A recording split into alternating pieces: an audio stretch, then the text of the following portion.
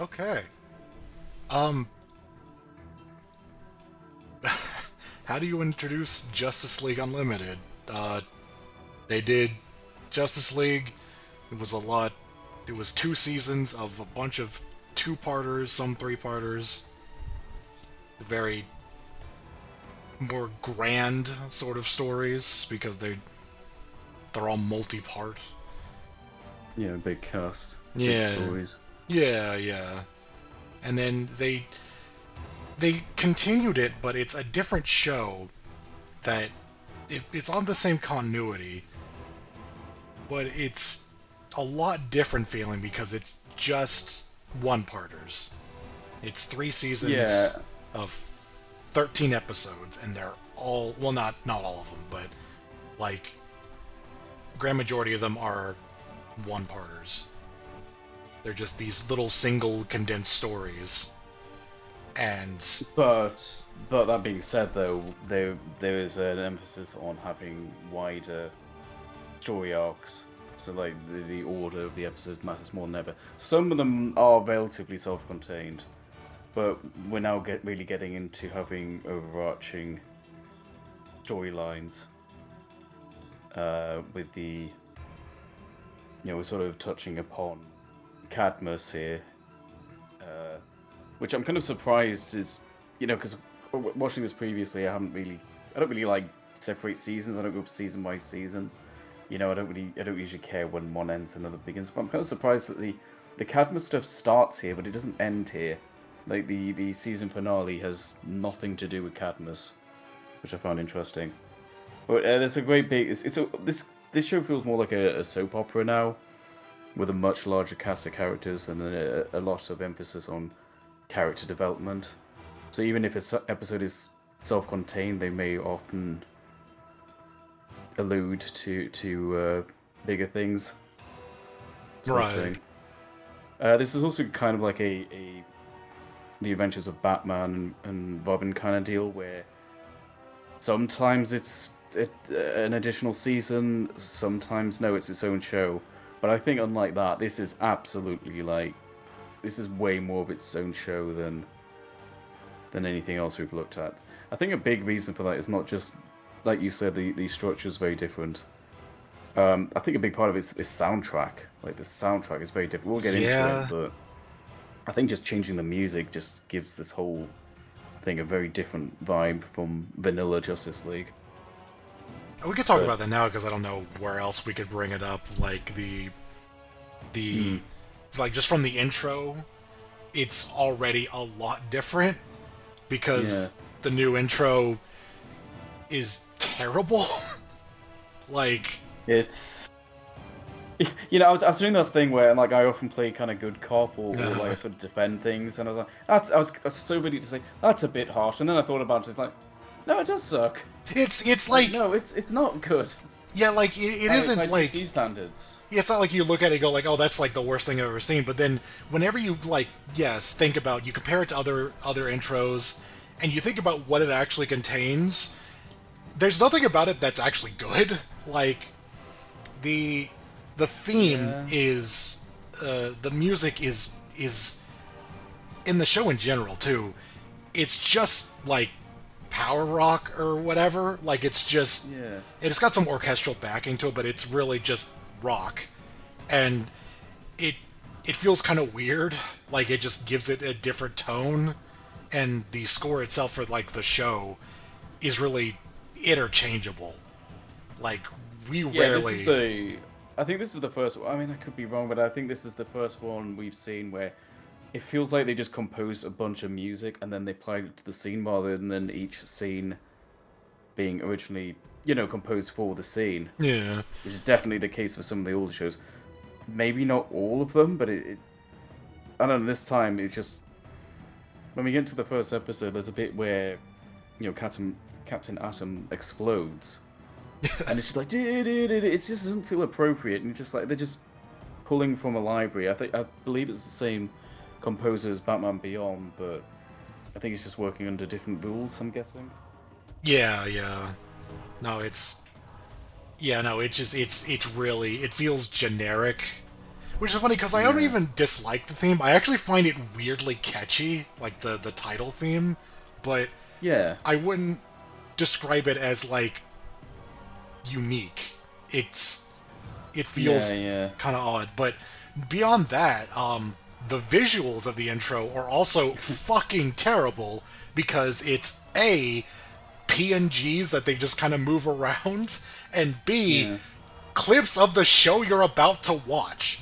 They actually That's really annoying. they made an effort to make each one a bespoke intro for that episode, but in doing so, they spoil what's going to happen.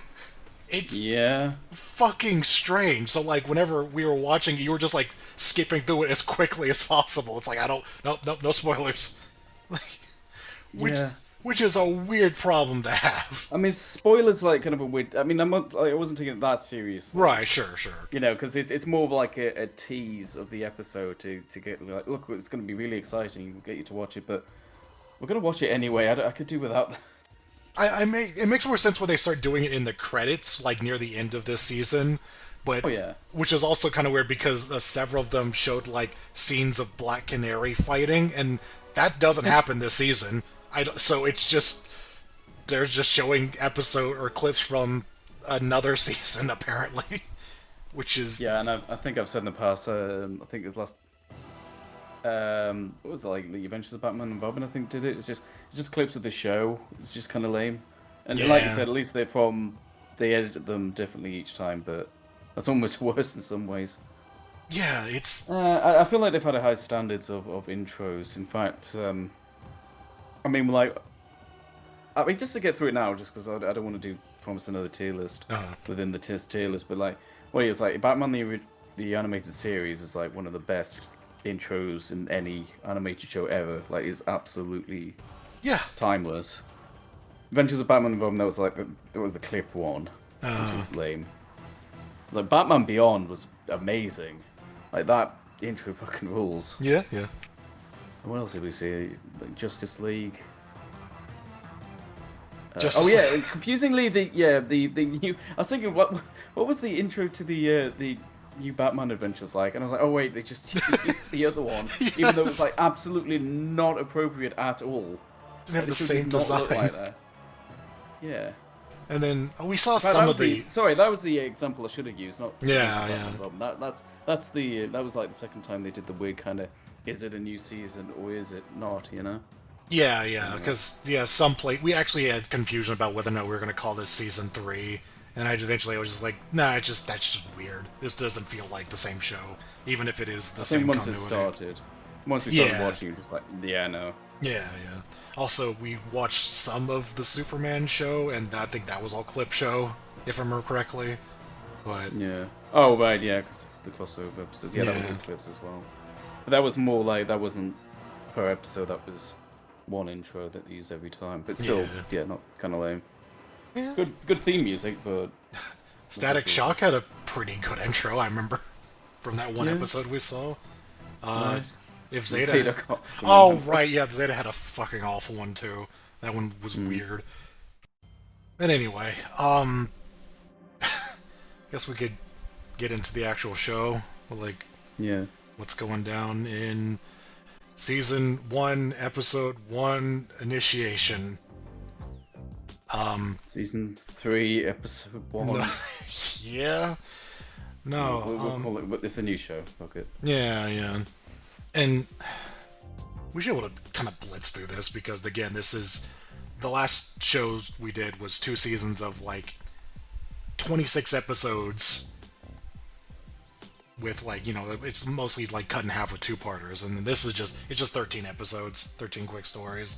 So what's this I think one? we're going to get through this pretty quickly because we're already kind of tracing everything down, and then these are all back to single parters, so I don't want to own things too much. And again, lots of action, so Yeah, this show it continues that trend, which is funny because they have less time to pad out, but there's still plenty of action in it. it's still a kid show at the end of the day. You don't want to bore them. Yeah, I just remember it starts out with basically like, here's how the show's gonna work. We have fucking everybody in the Justice League now. Like, Yeah. I think, what did I write in the cameos? Probably not a lot. Yeah, no, there's so fucking many. You look at the notes, you could tell that there's some fun ones there. Good old Creeper is in the back, but it's just, Metamorpho. yeah. Huntress who looks like Star Sapphire. That one threw me the fuck off. She looks really off model in the one shot, which is Yeah. funny because she will appear in a prominent role. She was another episode too with the same design. It's, I don't know, very strange, but yeah, there's just a ton of characters, and I mean, just looking at the shots, there's what, Vixens, Zatanna, a bunch of people I don't recognize. The important ones are Green Arrow, Supergirl, and Captain Atom, who is one of like 5 Atom characters that DC has, which is Yeah. confusing. But I guess we should quickly mention we did also watch a movie oh, in between. Yeah. oh, fuck! I forgot about that. I was going to talk about that. Well, we we might don't get have to do a formal review. Let's just quickly mention Sure, it. sure. The is it a? It would help if I had it on the document where I should probably should have put it on this part of the document in Right. retrospect. But Oops. is it Crisis on Two Earths? I think it's based on Infinite Earths, but the movie is called Crisis on Two Earths. It was basically written as the bridge between Justice League and Justice League Unlimited, which is definitely, and it definitely explains a lot of things. Obviously, it didn't happen, and then years later, they used the script to just make a movie. And then, but it was like years after the show had been cancelled, like there was no more DCAU, so they're just like, oh, that'd be weird to make it part of that, so we're just going to make it one of those standalone movies, and we're just gonna like flip some characters around and things like that. So it is absolutely not canon to the DCAU we've been watching. But that being said, though, it does, if you view it with that, knowing its backstory, it explains a lot of things about this move from Justice League to Justice League Unlimited. I think the biggest two things are that, first of all, there's a recruitment drive. So again, I don't know if I'm going to get into a full movie review, but they basically get invaded by like was it the crime syndicate, who are basically like evil Justice League. There's a little bit more to them than that, though. It's not like evil Superman. It's a different dude called Ultraman. They're kind of crime bosses. That's how they operate. Yeah. So they're quite different from the Justice Lords we've seen previously. But yeah, so at the end, there's a moment in that where Superwoman is attacking the Watchtower, and then Batman calls in some reinforcements for help, which is just like a mixture of different DC characters. And at the end of the movie, he's just like, oh, I thought we'd have a recruitment drive. So that explains the start of Justice League. And the other thing is, and it's not... You know, we watched the movie and I thought this isn't actually that prominent. But then we started watching the show and I'm like, that is surprisingly prominent. Wonder Woman's invisible jet. They explain the origin of that. And I remember the movie explained that, or the origin of that. I thought, well, that's like a cute little thing, but it's not really that prominent. And then we're watching the show and it's like, her invisible jet shows up a lot. Yep. Yeah, it would have been nice to have an explanation for that. I think they're going to bring up the explanation of the teleporter, because that's another thing that That too. that happens. Yeah, that's the first thing we see. Yeah. Yeah, and then that ends up showing up a number of times in the show proper. Is that they just have a teleporter to get everybody from, Earth to the Watchtower instantaneously, which is convenient for those who can't fly through space. But yeah. Just so that wasn't all complete waste of time, just very quickly review the movie. It used to be one of my favorites. Going back to it, it's not quite as good as I remember. The pacing is I wrote down the pacing is almost too fast. Like, it's just cuts from scene to scene. It is kind of insane. Yeah. Like the main villain is actually Owlman, who's a pretty cool villain. Who wants to destroy all of reality, so he kind of goes off the script from the rest of the crime syndicate.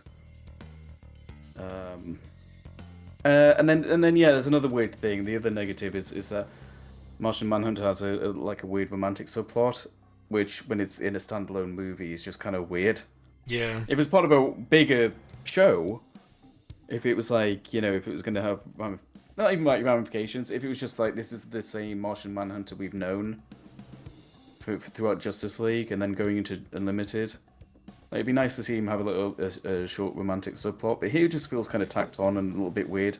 Like, it definitely feels like something that would have made sense for a movie tie into a show, but not a standalone movie. Yeah.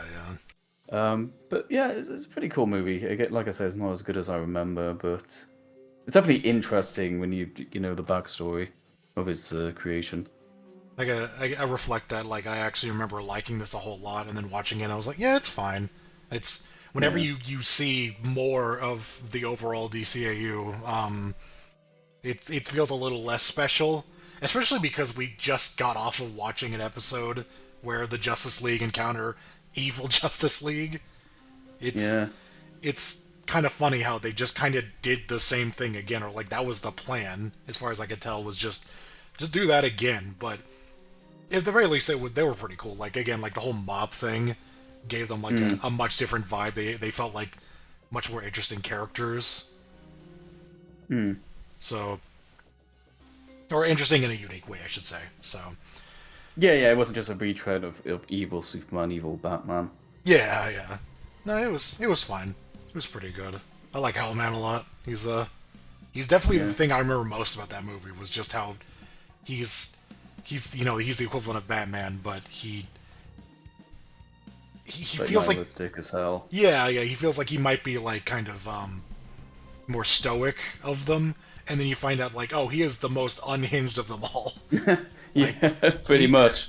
He's just like that sort of quietness to him, but it's like the quietness is hiding the most crazy person of all. He's just like, I'm going to end all of reality because that's the most significant choice that I can make. Yeah. It's I like Superwoman as well. Like, she's like Almond's girlfriend. They're a couple. Oh They're pretty good. Yeah, she's pretty good as well. We'll hear her VA in Justice League Unlimited. It is funny. Like, it did feel very much like the show, outside of the fact that in terms of like continuity, because he's like Hawk Girl isn't there, obviously, and the other ones are all there, except Green Lantern is Hal Jordan instead of Jon Stewart, and it's like, otherwise it just feels like, you could easily have just been in the same show. But was Flash Barry? Oh, was it Wally? I can't remember now.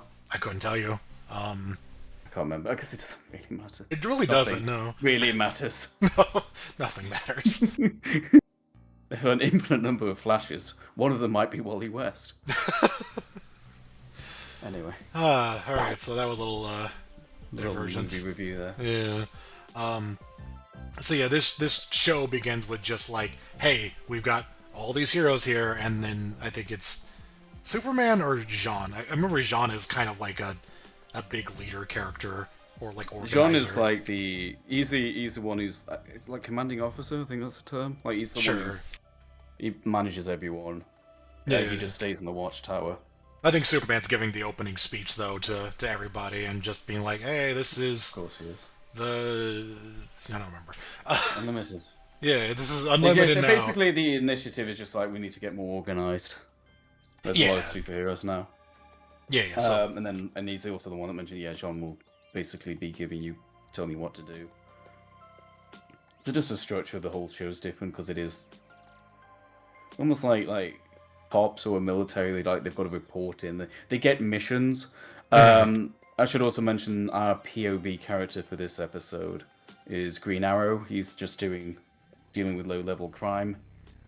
And then Jon Stewart collects him, teleports him away, just like, oh, we need your help. He's like, I don't care about your big organization. I help the little person. And then he gets teleported up to the watchtower. And yeah, he's our POV, because he's seen this for the first time.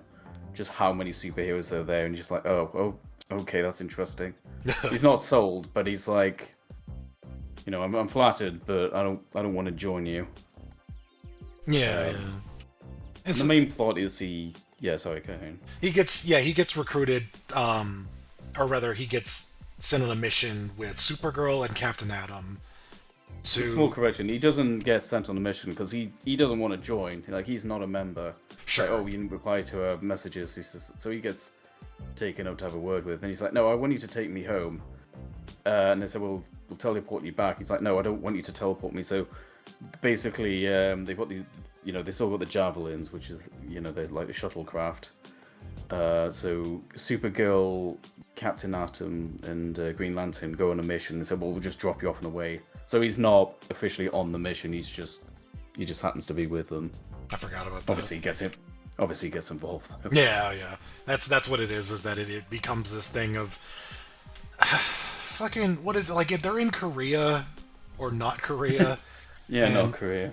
And it's just like, so is everything going all right? And they're like, yeah, everything's fine. And then giant robot Dormammu attacks, and they're like, I don't think that doesn't look fine. That seems very not fine. This has nothing to do with you foreigners. Go away. And I'm like, that may be one of the worst cover-ups of all time. But I can't really blame them. giant Dormammu really under control. But honestly, that's a lot of the episode right there, because the majority of it is just they're, I don't know, bickering, and then they fight this robot, and then they're like, oh, you have to insert this carbon rod or something into its, like, chest cavity, and that will destroy it, and then... They've got the guy with the bow and arrow. Yeah. To fire these long objects. Yeah, and Captain Atom, like, ends up almost dying. Like, it appears he dies, and then he's okay. He gets, like, launched into space and explodes, and he's just like, yeah, I'm fine. Yeah, he's made of pure energy, and his suit is just a containment thing. Yeah. So the suit gets ruptured at one point, and it explodes, but they reconstitute him at the end of the episode. The whole episode is just kind of the bickering between Green Arrow, Captain Atom, and Supergirl's there as well. She doesn't. John's supposed to be the leader. Like Green Lantern's supposed to be the leader, but he gets injured relatively early on, so he can't lead them. Like, I'm sure they'd be a bit better controlled if he was there, but that's why we've even got a dynamic, because he's taken out. Yeah, and Supergirl doesn't do a whole lot from what I remember, because she is incapable of getting the carbon rods into the tube or the objective point. I don't know why. She just can't. And then Green Arrow's like, I can fire them out of an arrow. It's like, there you go, good job. And then she shows up to decapitate the robot after it has been deactivated, which is weird. So yeah, I think she's more there for inner conflict rather than the conflict with the robot. Yeah, I just remember just kind of being there to argue, and then that was it. That's kind of right. Yeah. Yeah. Pretty sure that's her purpose. I kind of. Yeah, I guess she does threaten the North Korean general into confessing what the hell they're even facing. Otherwise, he wouldn't have known about the carbon rods. I don't know. Yeah. I didn't get much out of this episode beyond, like, they established the premise of the show, essentially. And then there was just sort of, I don't know, some heroes kind of fuck around and get mad at each other and then beat the robot, and then Green Lantern's like, you did everything wrong, but good job.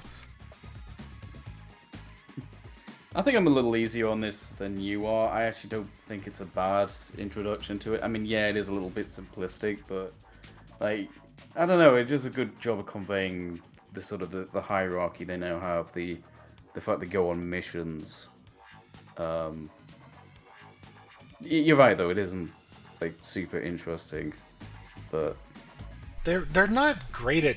It's more of like a soap opera thing. I don't want to call it. It's not filler. Yeah. Not filler because it's introducing a lot of things, but it's, we've got to get the ball rolling before we, they're not going to jump straight into Cadmus, I guess I just didn't find it as engaging as I'd like. I feel like they have a problem with weak openings, because this is.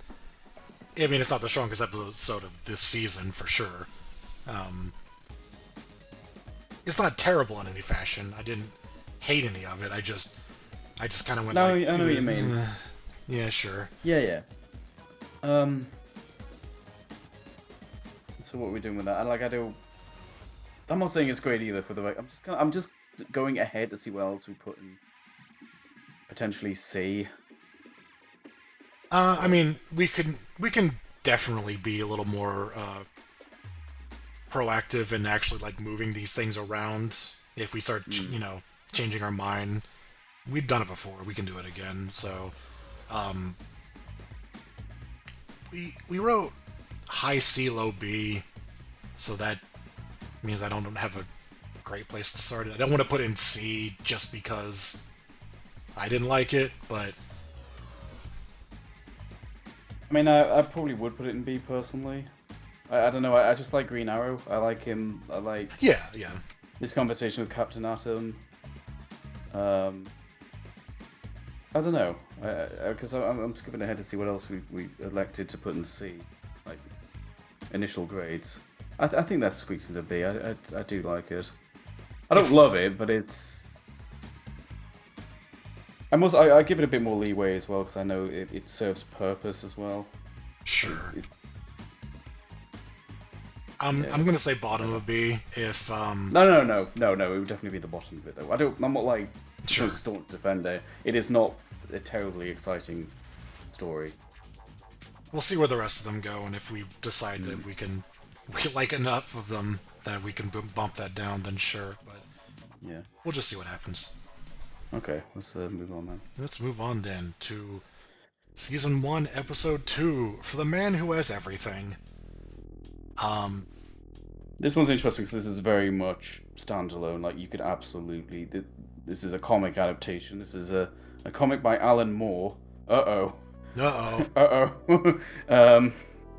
It's based on like a comic, and this could easily exist in a bubble. You could almost make like a very short movie of this. This is... I mean, we'll just get into it. This is kind of a sequel episode to Warworld, in that it's a Yeah, I guess it is, strangely. It's a Mongol episode, and he had the one episode before.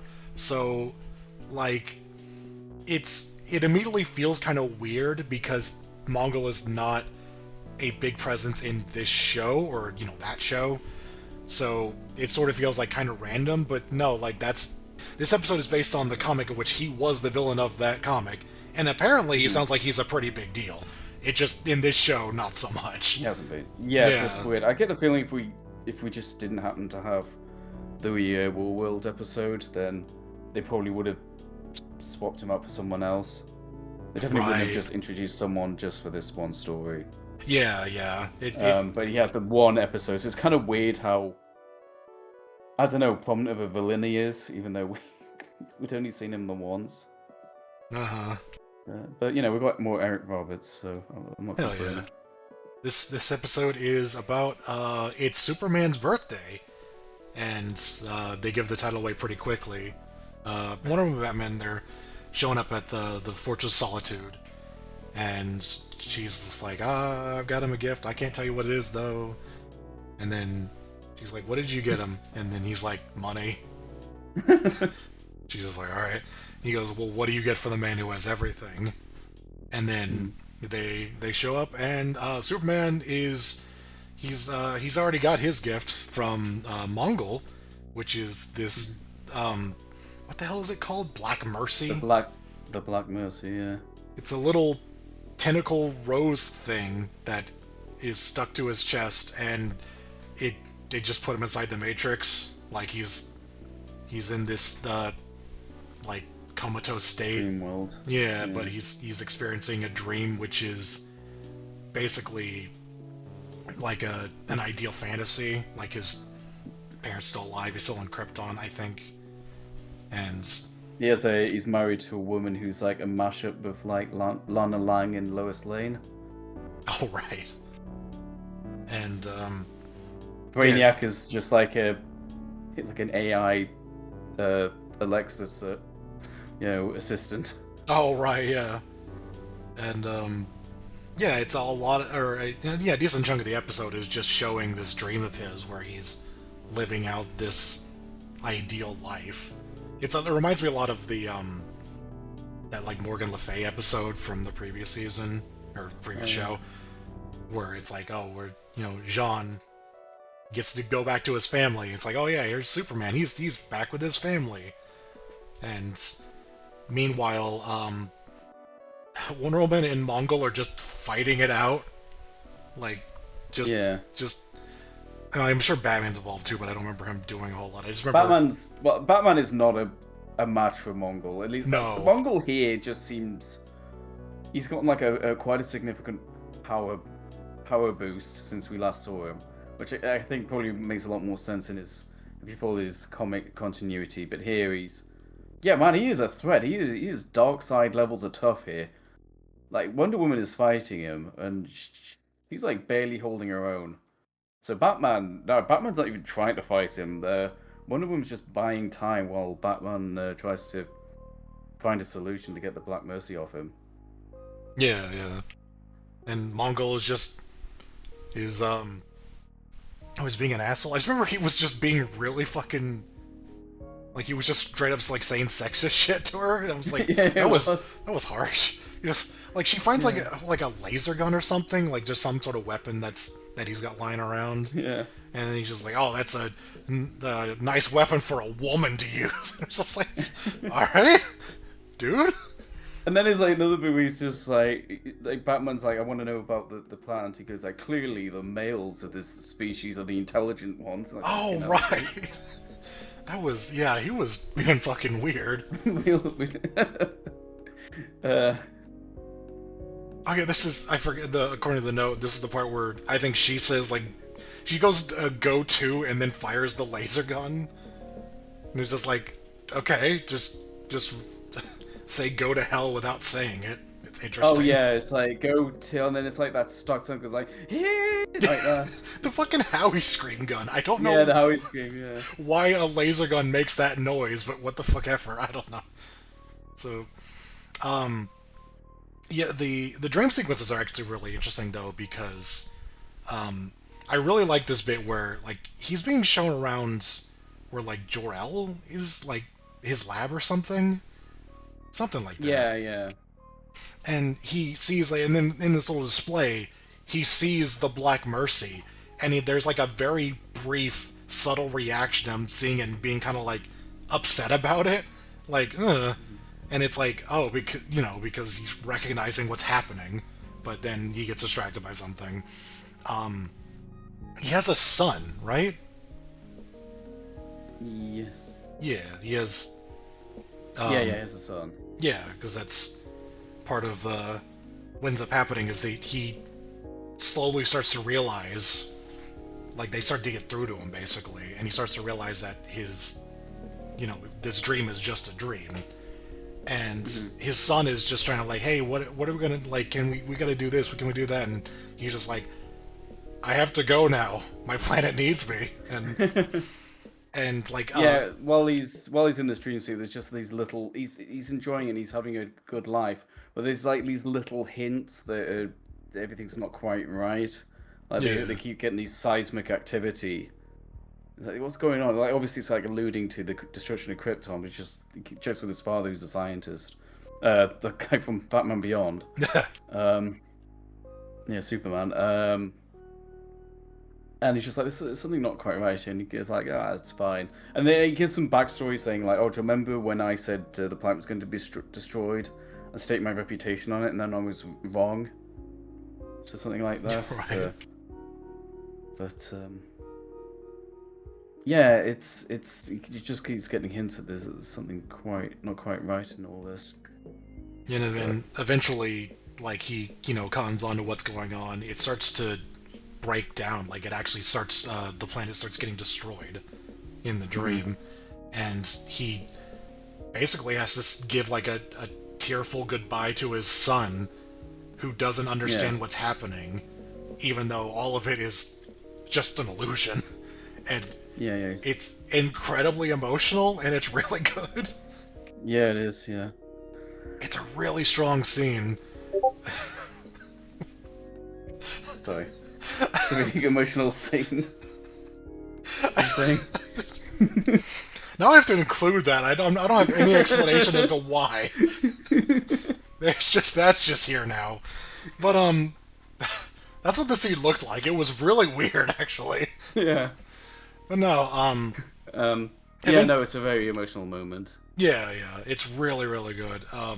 Eventually, they get it off, but then it goes on to Bruce, and then he starts to have a dream about his origin, which is the first time I think we've had it properly explained. Yeah, it's never been depicted before, has it? No, there was that weird. Well, 10 years on. By the way, it's been over 10 years. Yeah. Since our review thing started with On the Wings. We're finally getting knowledge. I was like, what the hell? His parents were murdered? What the hell? But the Black Mercy kind of twists it so they're not murdered. Yeah, well, it's supposed to be a happy memory, so it... Yeah. Yeah, Thomas Wayne goes all Flashpoint Batman on Joe Chill here. Joe Chill being clearly voiced by Kevin Conroy. Right. So there's some sort of, I don't know, symbolism there or something.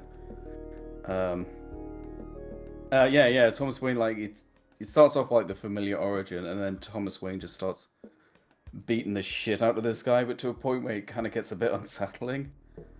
And Bruce's like, yeah, kick his ass, woo, go dad. And then, but then as he sort of, his mind sort of starts to realize that, this isn't quite right. He has to, like Superman, he has to face the reality of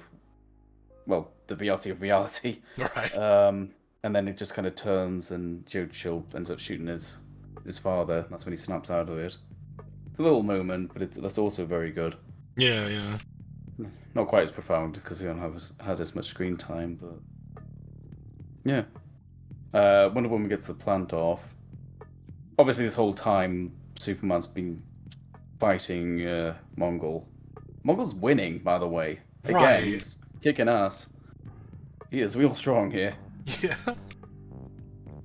And then, then he gives Superman his gift, which is a copy of the PC game Oblivion. And then I forget if there's anything more to it. I think Wonder Woman just throws the fucking... Gives him a present. Yeah, Mercy. Yeah, gives him the Black Mercy, and then that's how it ends, is he's stuck in his own dreams. And I don't think we actually see what he's imagining, but... We hear, faint sounds like sort of gunfire and screaming. Oh, right. You sort of interpret that as your... Twisted Metal, I don't know. That reminds me of, there was that Batman Beyond episode where, fucking Mad Stan was, subdued by VR, and it's like, oh, what's he doing? Oh, he's just destroying shit. Which is, it's similar, but, yeah. I also there's at one point, Mongol says, I wonder what he's imagining, probably, ruling over you weak creatures. And it's no, he's just imagining that he's a happy farmer. Right. It just says a lot about Superman. Yeah. So yeah, that episode was good. Yeah, it was really, really good.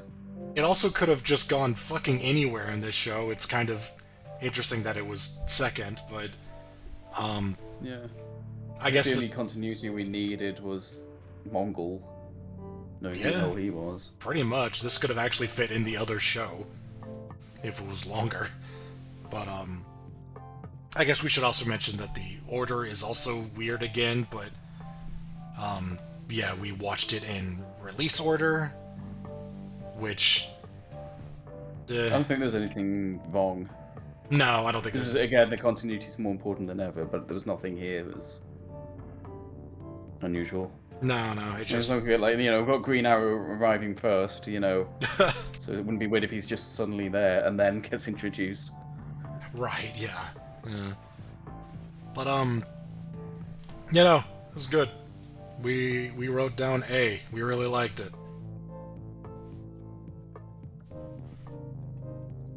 So. Just gonna run this by you. Is that possibly an S? I just thought I'd ask. It's hard because I mean I'm kind of spoiled now by the more verbose two-parters of the first show that I'm like, it is really good though. I suppose if we have to like think about it that hard, it probably isn't us then. But I just thought I'd ask. I don't know. I'm kind of torn, actually. I feel like we could throw it there. Like, I think... Let's put it there, because you know what? I think that's like the first good Alan Moore adaptation I've ever seen. There's some credit there. Honestly, yeah, fair. After fucking Killing Joke, this is by virtue. Killing Joke and fucking V for Vendetta, and you know, I don't hate the Watchmen movie, but you know, it's yeah, right. Yeah. This... So you know what? That's like the one adaptation I've seen that's not been a complete train wreck, or at least extremely mixed. So yeah, we'll give it that. Yeah. Best Alan Moore adaptation by default. Yeah, sure. No, that's fine.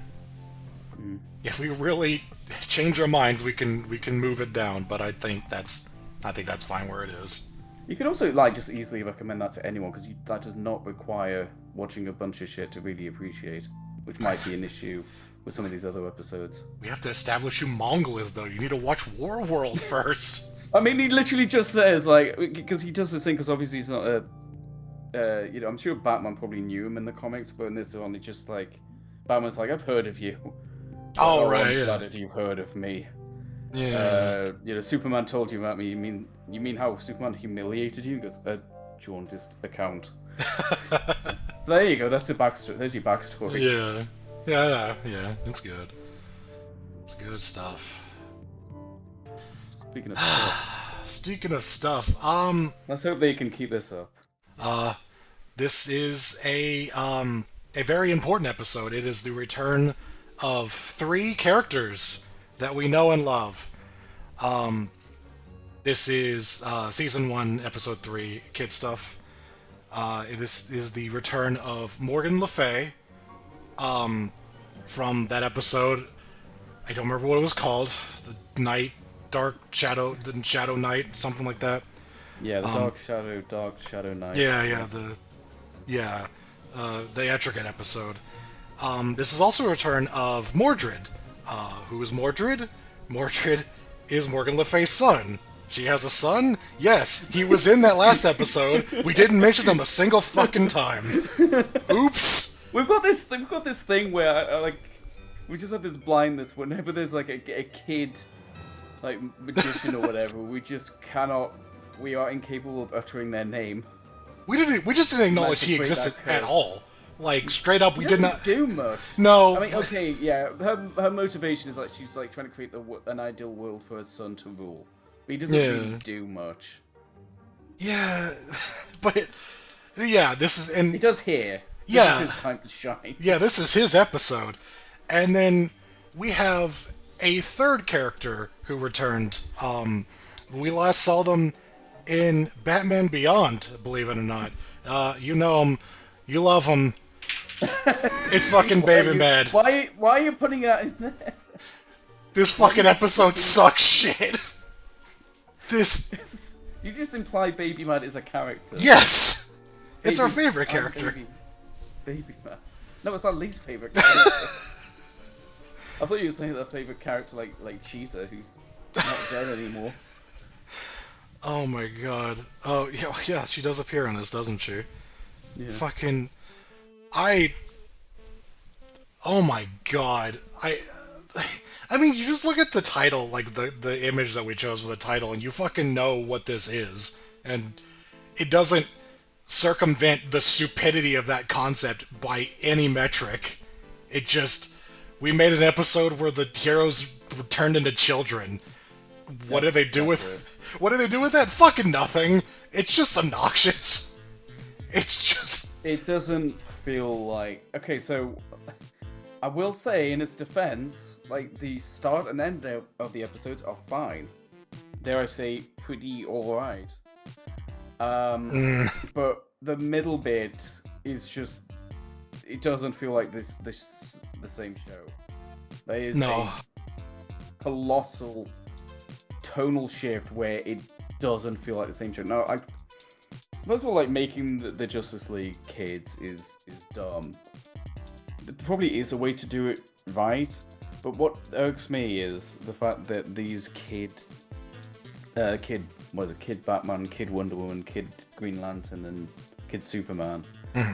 The problem with that is that they don't really act the same. They suddenly kind of transform into generic children's show characters.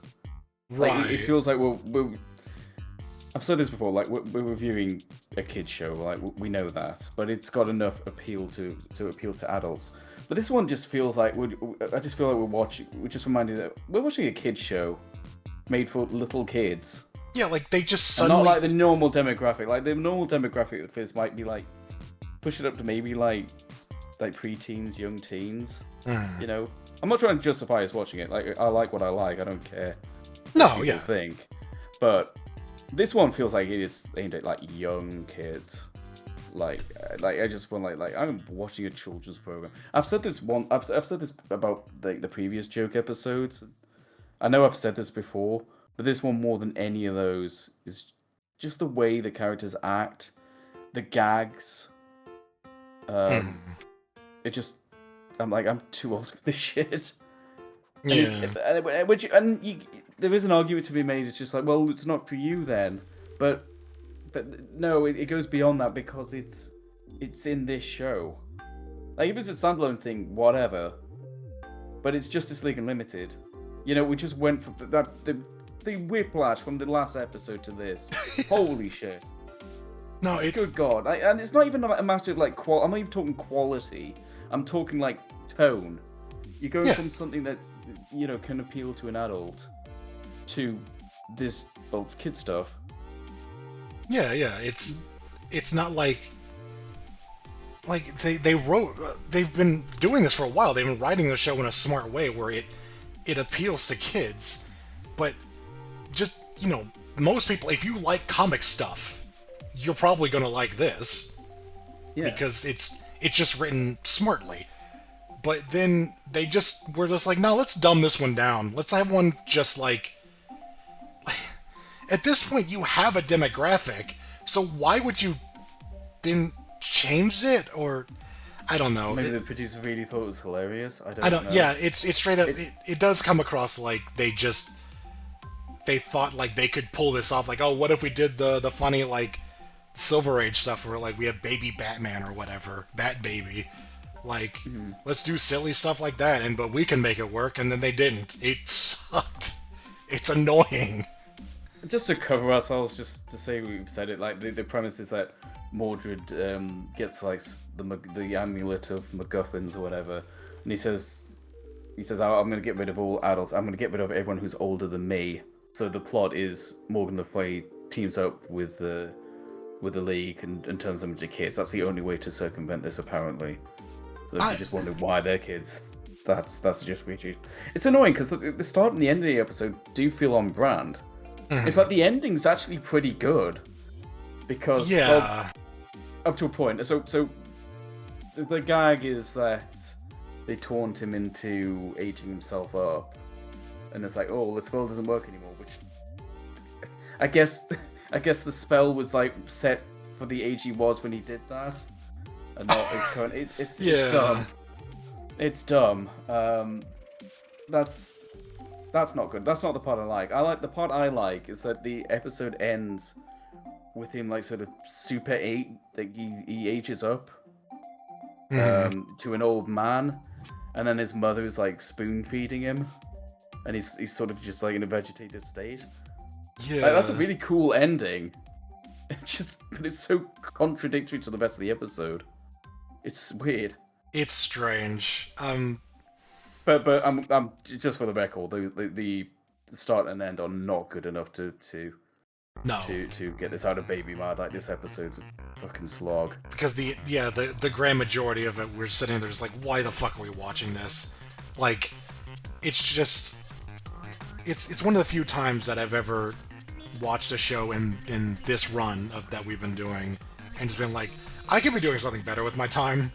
Like, I could just be doing something, just literally anything that doesn't feel like I'm I could just be wasting watching fucking time. like something for like.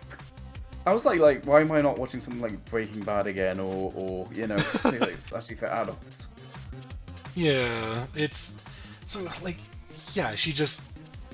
I just love that they all get sent to the Shadow Realm, and and Morgan Le Fay's was like, hey, yeah, so if you're a kid, then you go, and I'm just thinking like, oh, are they gonna do like, oh, they have like younger heroes, like a Robin or something, and then they get to shine? Well, that would have been cool. Yeah, I was like, that would be It an could be alright. like an allusion to like Teen Titans, like not literally that because it had its own show at the time, but Sure. you know, you could get that would have been really cool. Like the sidekicks get to shine or something. Yeah, like I thought that actually would have been alright, and that's what I was expecting, because what we got was so fucking stupid that I just couldn't predict it. But, and then again, like the actual episode itself, like what actually goes on is it's just like the young heroes just being kids and doing kid stuff. Like Green Lantern has glasses, and they make fun of him for his glasses, and then Batman. I don't feel like the same characters. No, there's like hints about the romance between Bruce and Diana in a weird way. It's like this is a weird time to start doing that.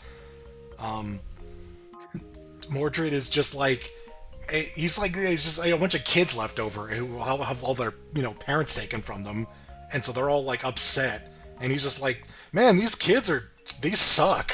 Why don't I do this? Why is this happening? And then baby Etrigan shows up for some reason. Yeah, I don't get why. They have literally no explanation to why he's there. Like, did Morgan do that? Like, is it? I don't know. I have no idea. I don't know. I don't care. I think it was mostly weird because I think Mordred sicks baby Etrigan on them, and it's just like, wait, why is he with you? What is happening? And I think he gets like one line whenever he returns to normal, and I think he calls Wonder Woman Mama. It's like, yeah, great use of that character. They have to burp him at some point. Again, it's just the jokes just feel really juvenile. Yeah, it's. I mean, this would be fine if it was its own thing, but it's not. Yeah. I mean, I didn't get this mad about the Zeta Project, but that the Zeta Project was the Zeta Project. It was its own thing. Like, we didn't like it, but it was, it was in its own little world. Though. Yeah. It crosses over with the other shows, but this sticks out like a sore thumb. Putting it after that last episode in particular. Yeah.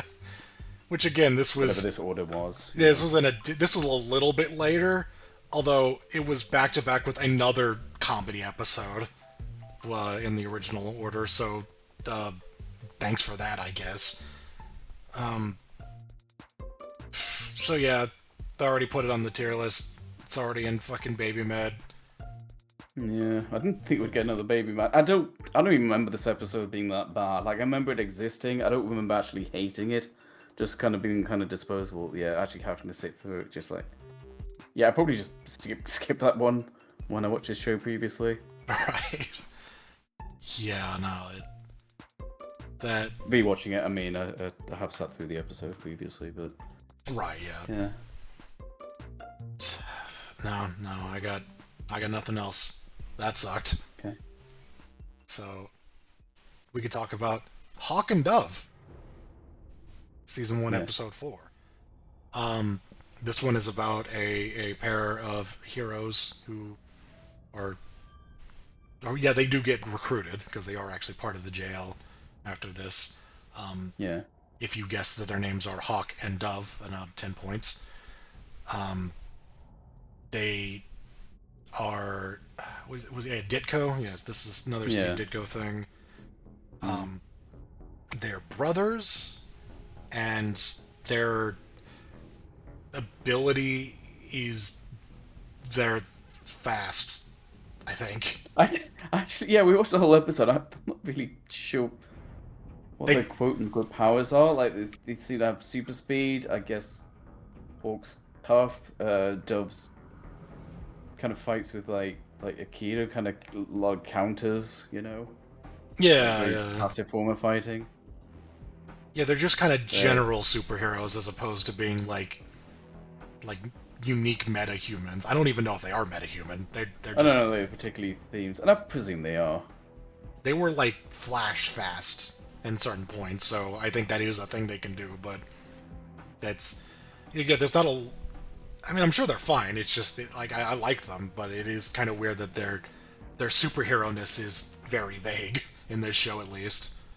Yeah, I mean the main thing is that they have like differing political views, like socio-political views. That's kind of the gimmick of them. You know, one's kind of like brash and like, oh, people should fend for themselves. Like Hawk's like, you know, if they, it's about a civil war in Kaznia, Right. and like, well, if they, you know, if they can't control themselves and they don't deserve a country, and then Dove's just like, oh, life's not that simple, blah blah blah. So that's their gimmick.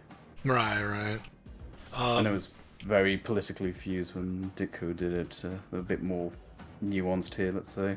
Right. But The main plot is that Ares just has a big war machine or something. He's playing two sides, like he's working with both sides of Kaznia to basically help them fight each other because he's the god of I guess war. I guess he just feeds off that. Yeah.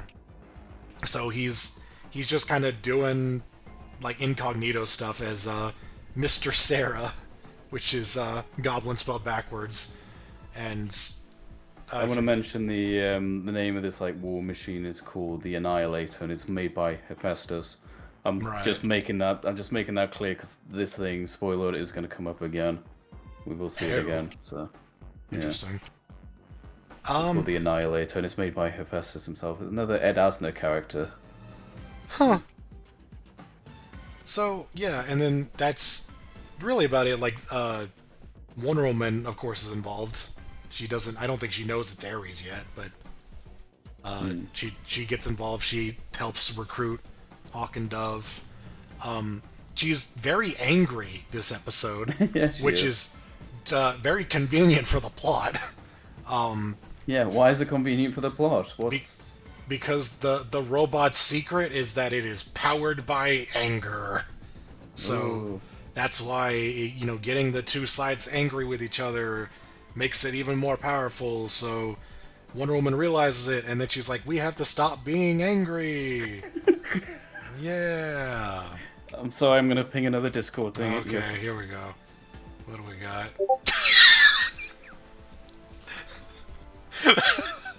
That should not be funny, but it always is. Animation spheres are just way too fucking funny. Especially when they're that close. Like, Yeah. Never seen an animation sphere that close up. That's wild. no. That's kind of it, really. It's a lot of just like, who's doing this? How are they doing it? And then I don't know. They figure it out, and then they get the two sides to be like, okay, fine. We'll leave each other alone, I guess. And that's about all I remember. that's Yeah, about it. I think my biggest negative about this is just how thematically convenient the plot is. Uh-huh. Because like Wonder Woman's having anger issues at the minute, and then Hawk and Dove's whole thing is like passive versus aggressive. You know, it's like it ends up being like Dove's pacifism is what saves the day. Because of course, but it has to be this robot that's literally fueled by rage. I don't know, it just feels too simplistic. Like Yeah, it is. literally you just have to calm down to stop this war. I like Ares. He's voiced by was it Michael? What the hell's his name? The guy from a movie. Ah, yeah. Oh, yeah. that He's a guy one. from a movie. He's like an actor. They actually got an actor to act in this episode. Whoa, okay. Shit, what is it? The one where the people have the gems in their hands, and then when they get old, they explode. I don't know what the fuck you're talking about. What? Fucking hell! Damn it! Gemstone polluter? What the? You have a gem in your hand, and when you hit like 21 or something, they send you into like the theater, the live theater show with all the lights, and then you explode. And then you don't know that one? Yeah, then you pay 2 mana and then you cycle for a swamp. I don't know what the fuck you're talking about. Well, now I'm gonna have to fucking get this actor's name because I'm gonna sound insane. But I know. But the only thing I think I know that he's in that I can name now is Austin Powers. So I have to go to Austin Powers to look up the name of Michael York. Ah. Who is in? Oh, what the fuck is it called? Justice League Unlimited. He plays Ares. No, shut up. Logan's Run. Ah. Logan's Run. Thank you. What's Wolverine running for anyway? Via Austin Powers. Logan's Run is about a JOD. What? That's about gem palm people. Yeah, Logan's Run is a. Let's just review Logan's Run while we're. Yeah, sounds good. It's a dystopian future. When you hit a certain age, they explode you. That's the plot. Anyway. We wrote C. What were we talking about? The Logan's Run? Yes. Oh no, you mean this cartoon we're watching? Yeah, we wrote C. I just bland. Just. You see, I think going back to before. I think I preferred Initiation over that. Yeah, for sure. So.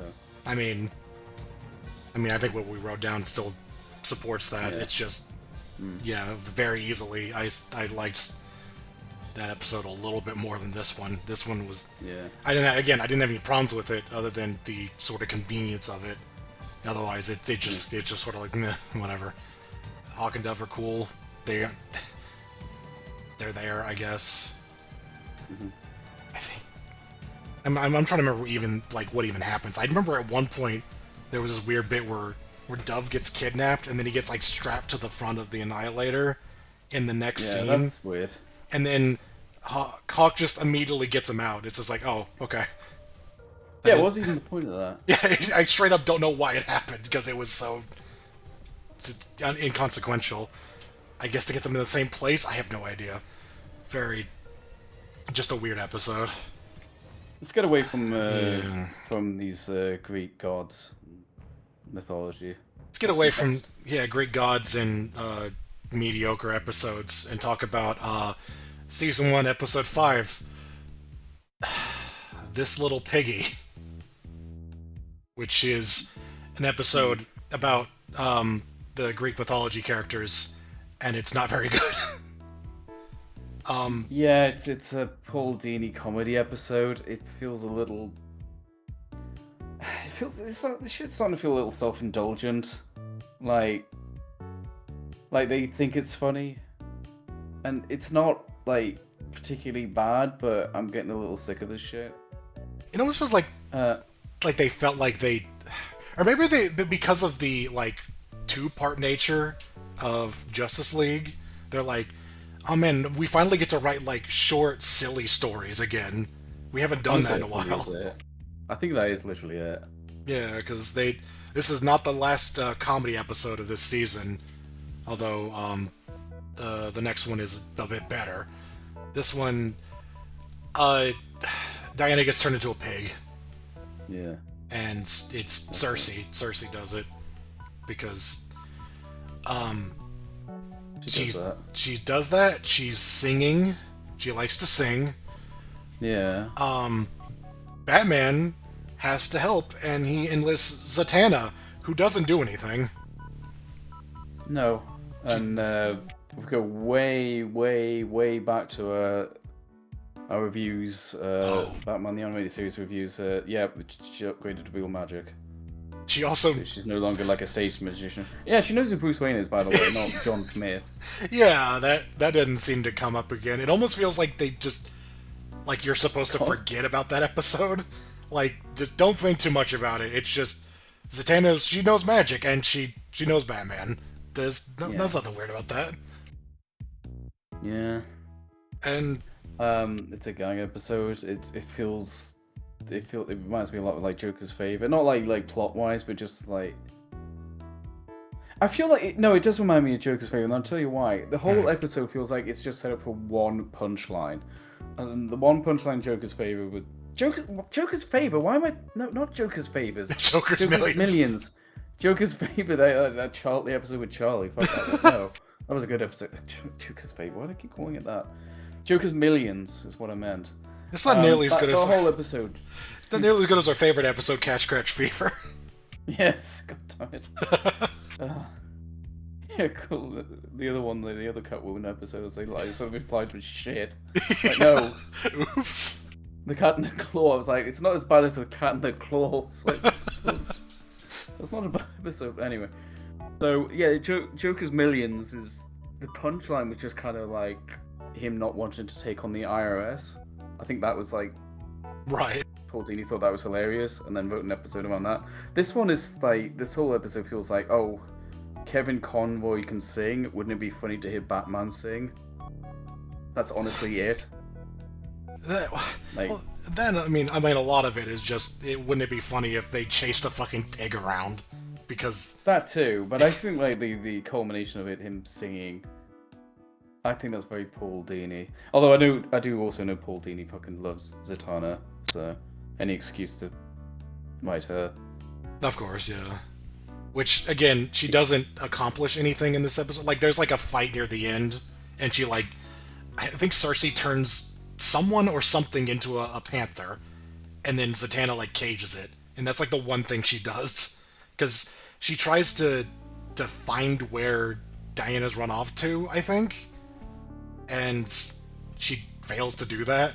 Like, there's an entire scene of her like getting the materials to cast a spell, and then it just doesn't work, and it's just like, okay, great. So she's great. I was thinking like, oh well, at least she comes up with a final solution. It's just like, no, Batman's the one who says magic always has a price. You know, I'll make you a deal. Yeah. Also, I'm pretty sure Zatanna's like voiced by like Jennifer Hale now or something. Of course. Yeah. So that's really about it. It's a lot of just like there are a lot of silly scenes of this pig running around with gauntlets. At one point, it ends up in an abattoir. Yeah, and then a bunch of people are chasing her around. She deflects stuff with her gauntlets at some point as a pig, which is weird. And then, it's like, how do we get Cersei to stop being a dick? Batman sings a song. Because for some reason she's obsessed with singing. Yeah, I read that she's voiced by like a famous like, what do you call it, like a showgirl or something. Yeah, She does like a lot of musical theatre. Sure. Which, sure, I guess. They got a performer. They got Kevin Conroy who can sing, so we have singing in this episode. Yeah.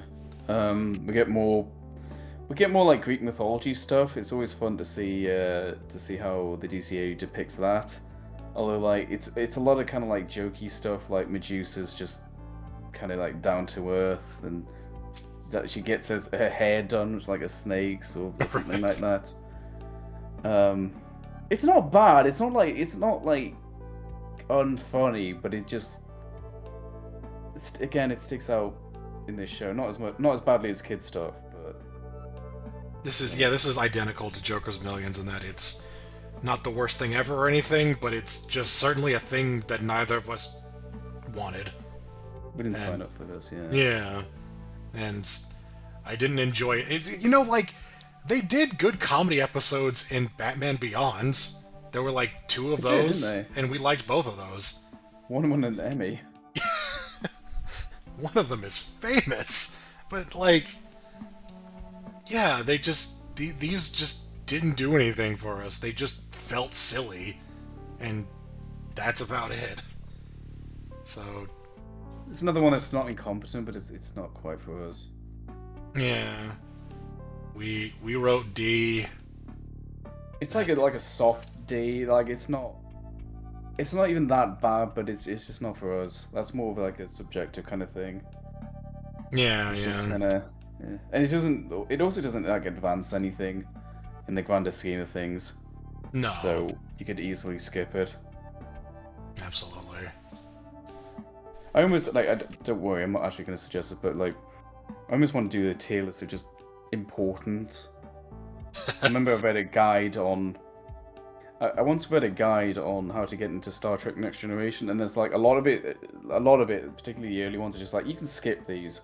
But then there's every so often there was like this episode isn't very good, but something important happens in it, so you have to watch it. Right. And I've just now we've got a bit more continuity between episodes. I'm now starting to think about that. It's like, the last episode is like, is Hawk and Dove particularly good? No, but they introduce the Annihilator, so you kind of have to see it. We can move on to Season 1, Episode 6, Fearful Symmetry, which is... I just realised there's another fucking Tiger reference. Oh? I didn't realise until you said it out loud just now. Oh, huh. The poem. They love that one, huh? Yeah, I guess they do. Alright, this is the question episode. This is... We have a lot of questions going into this. Like, why is Supergirl having weird dreams where she's killing people? And why does this man have no face? Why is she dreaming of terrible CGI? Oh, yeah, these machines that look like absolute trash. Yeah, it's not great. Yeah, so this is a... Yeah, there's just a plot of Supergirl having weird dreams where she's experiencing things that kind of scare her, like her murdering people. Yeah, she's hunting people down. Yeah, and she's getting a little freaked out by it, and Green Arrow's there, and he's like, "Yeah, I'll help because we know each other from that first episode." And questions like, "I know how to get to the bottom of this because I'm a detective." Is there some weird guy with no face? Yeah. Fedora, trench coat, orange socks. He's great. I love that guy. Yeah. He's another. I didn't mention he's another Steve Ditko creation. Right. Yeah. I think we mentioned that when we brought up Creeper, but previously. Yeah. Yeah. Yeah. This is. I remember. This is one of the episodes I remember. Like, very specifically the question stuff, because it's like, I had seen all of these episodes before, as far as I remember, but not many of them stuck out of my memory because it's been quite a while, but this is one of them, because the question is, he's great. Another Jeffrey Combs character as well, who we last heard as the good Scarecrow design. Right, yeah. The one really great thing from New Batman Adventures. But boy, yeah, it's a lot of he's this kind of kooky conspiracy theory kind of guy who like he comes up with all these like, oh, what if they might have interesting things going on. Like, yeah, he's like dumpster diving. The Girl Scouts are responsible for crop circles and things like that. Right, yeah. And so then they're just like, oh, this guy is fucking weird. I don't know. And then most of his theories come up with results, so he ends up kind of winning them over. But they just investigate like why, like it's like things from her dream. They like look into them, and it's They go to Star Labs where they see Doctor Guy. Doctor Guy, yeah. Doctor Guy. Doctor Person, Doctor Man. Super Doctor. I mean, unless we want to do like just a beat by beat recollection, like it's just a very fun story of them investigating things and getting led from like one point to another, and Question having a lot of good lines. The other two being all like, this guy is fucking weird. I don't know about him. But yeah. And then discovering that there's actually some truth to what's been happening. Her dreams are her linked thoughts from a clone of her Yeah. named Galatea, who is young Power Girl for some reason. Yeah, they're just it's Power Girl in Yeah, design pretty much. yeah. I don't know much about Power Girl, but Well, I know two definitely that things. design. Um, and yeah, they discovered that she's actually been doing these horrible things. Like she killed people, and then there's a big fight between them in like a big holodeck or some shit. Yeah. Yeah, it's Yeah. like a city training program. Yeah, it's an entire city It's that just they're free fighting to in. wreck a whole city, I guess. Yeah, just a little weird. Um, that's kind of it. Like, if without just going into a bunch of detail that I don't think we really need to, it's Oh, and at the end, we found out Professor Hamilton alright. was actually the one who created Galatea, who was the least complicit with her, who we thought was an ally, but turns out he's actually working for the bad guys. Right, So right. that's like the ending stinger. Yeah, yeah. Yeah, it's honestly like questions the one who kind of carries this whole episode. Very much so, yeah. Like, the actual reveal is fine, but like there's so many like question interrogating somebody by stealing a taxi, picking them up in it, and then blaring like Yeah, obnoxious he's pop obsessed with. music. He finds out, yeah, one of his like conspiracies is that like boy bands are linked to fucking fluoride in your teeth to control spy satellites or something. But like, it just turns out like just in his research, he's just gotten kind of addicted to boy band music, and just when he's doing his thing, he's just singing to himself At one point, some boy band music, and then he turns it up really loud. It's great. at one point, he's like, it just shows like the next time you see him, he's walking up to a building just to break into it. But as he's just kind of like sauntering up to it, he's just singing to himself. This Yeah, like popcorn bullshit, and yeah, it's fucking great. Like this dude it rules. really is.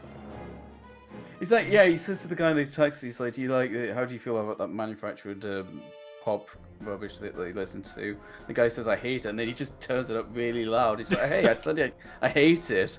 And then the question, like, he doesn't, we'll see this later, but like his face is like covered with a mask, and when you apply gas to it, it changes his hair color, and this thing like conceals his face. It's a weird ass design, but it's cool. He's just like a he just kind of dressed like an old like 40s detective, but he has no face. Yeah, it's interesting. That's really all I got. Oh wait, no, this is. I do want to bring up, looking at the notes again. This is the episode where Zeta shows up, which Oh yeah, exactly. like they just get into a fight, and it's not like they have a bunch of Zeta robots or something. It's not like a cameo thing. Like there's just straight up a fight with a bunch of dudes, and there's just a robot that is Zeta who doesn't speak or anything, but it's just that design of him with like the boomerang head, and he's just fighting with them. I I don't know why that was there. They mentioned later that they ordered these robots. It's so yeah, this isn't the first time we've seen it because it was also used to their training. And they mentioned that as well. They say, "Oh, these are the same robots we use for training." And they said, "Where do we get them from?" They said, "The military." So it seems like the military is part of this conspiracy, or the army, whatever. Right. But yeah, no, it's not the first time we've seen this design. They do acknowledge it though. So I don't know. It's kind of weird. And again, that boomerang Zeta design, it's like canonically for that to be Zeta was only the one pilot episode in Batman Beyond. So before they gave him a face. So, yeah. Yeah, they're sticking with that robot. It's a recurring thing. I mean, as I say, it's a superior design. So yeah, I guess we can rank that. It's just we got like this is story relevant. This is the Cadmus stuff, as you've mentioned. Mm. It has a lot of terrible CGI this episode. It's boy, and I'm not particularly fond of this episode. It's really just the stuff with question. I don't know what it is. Uh, I don't it's know. mixed. It's just something about it. It doesn't really wow me. But every scene with questions is good though. I think it's fine. Like the rest of it is suitable. It's just Yeah. it's okay. I think it's interesting that they did have this sort of conspiracy thing going on, and they were actually able to play around with that a lot. So question gets to do a lot, but then the actual fight is like, oh, it's a this weird Supergirl clone. I don't know. I didn't really get a lot out of that, but that's just sort of like the arbitrary fight scene. I didn't think much of her either. She's just kind of No, they don't do a lot evil with for her. evil's sake. Yeah, she just was made to be bad. She's made to be a weapon, so she just is just cocky and She's just kind of rude. yeah. And yeah, there's not a lot going on there, so yeah, sure. But I think it's elevated enough. I certainly, yeah. I mean, I like it a little more than Initiation, so just because Question is just that good. Sure. So Fair enough. I'm willing to put it. We wrote B. I'm willing to put it there. That's two of those characters are in both those episodes. Nice. Yeah. So the similar levels of fine. Yeah. But yeah. Season 1, Episode 7. The greatest story never told. This is the third and final comedy episode of the season. And it's Booster Gold. It's just Booster Gold gets an episode. I don't know. Wait the Dead was pretty funny.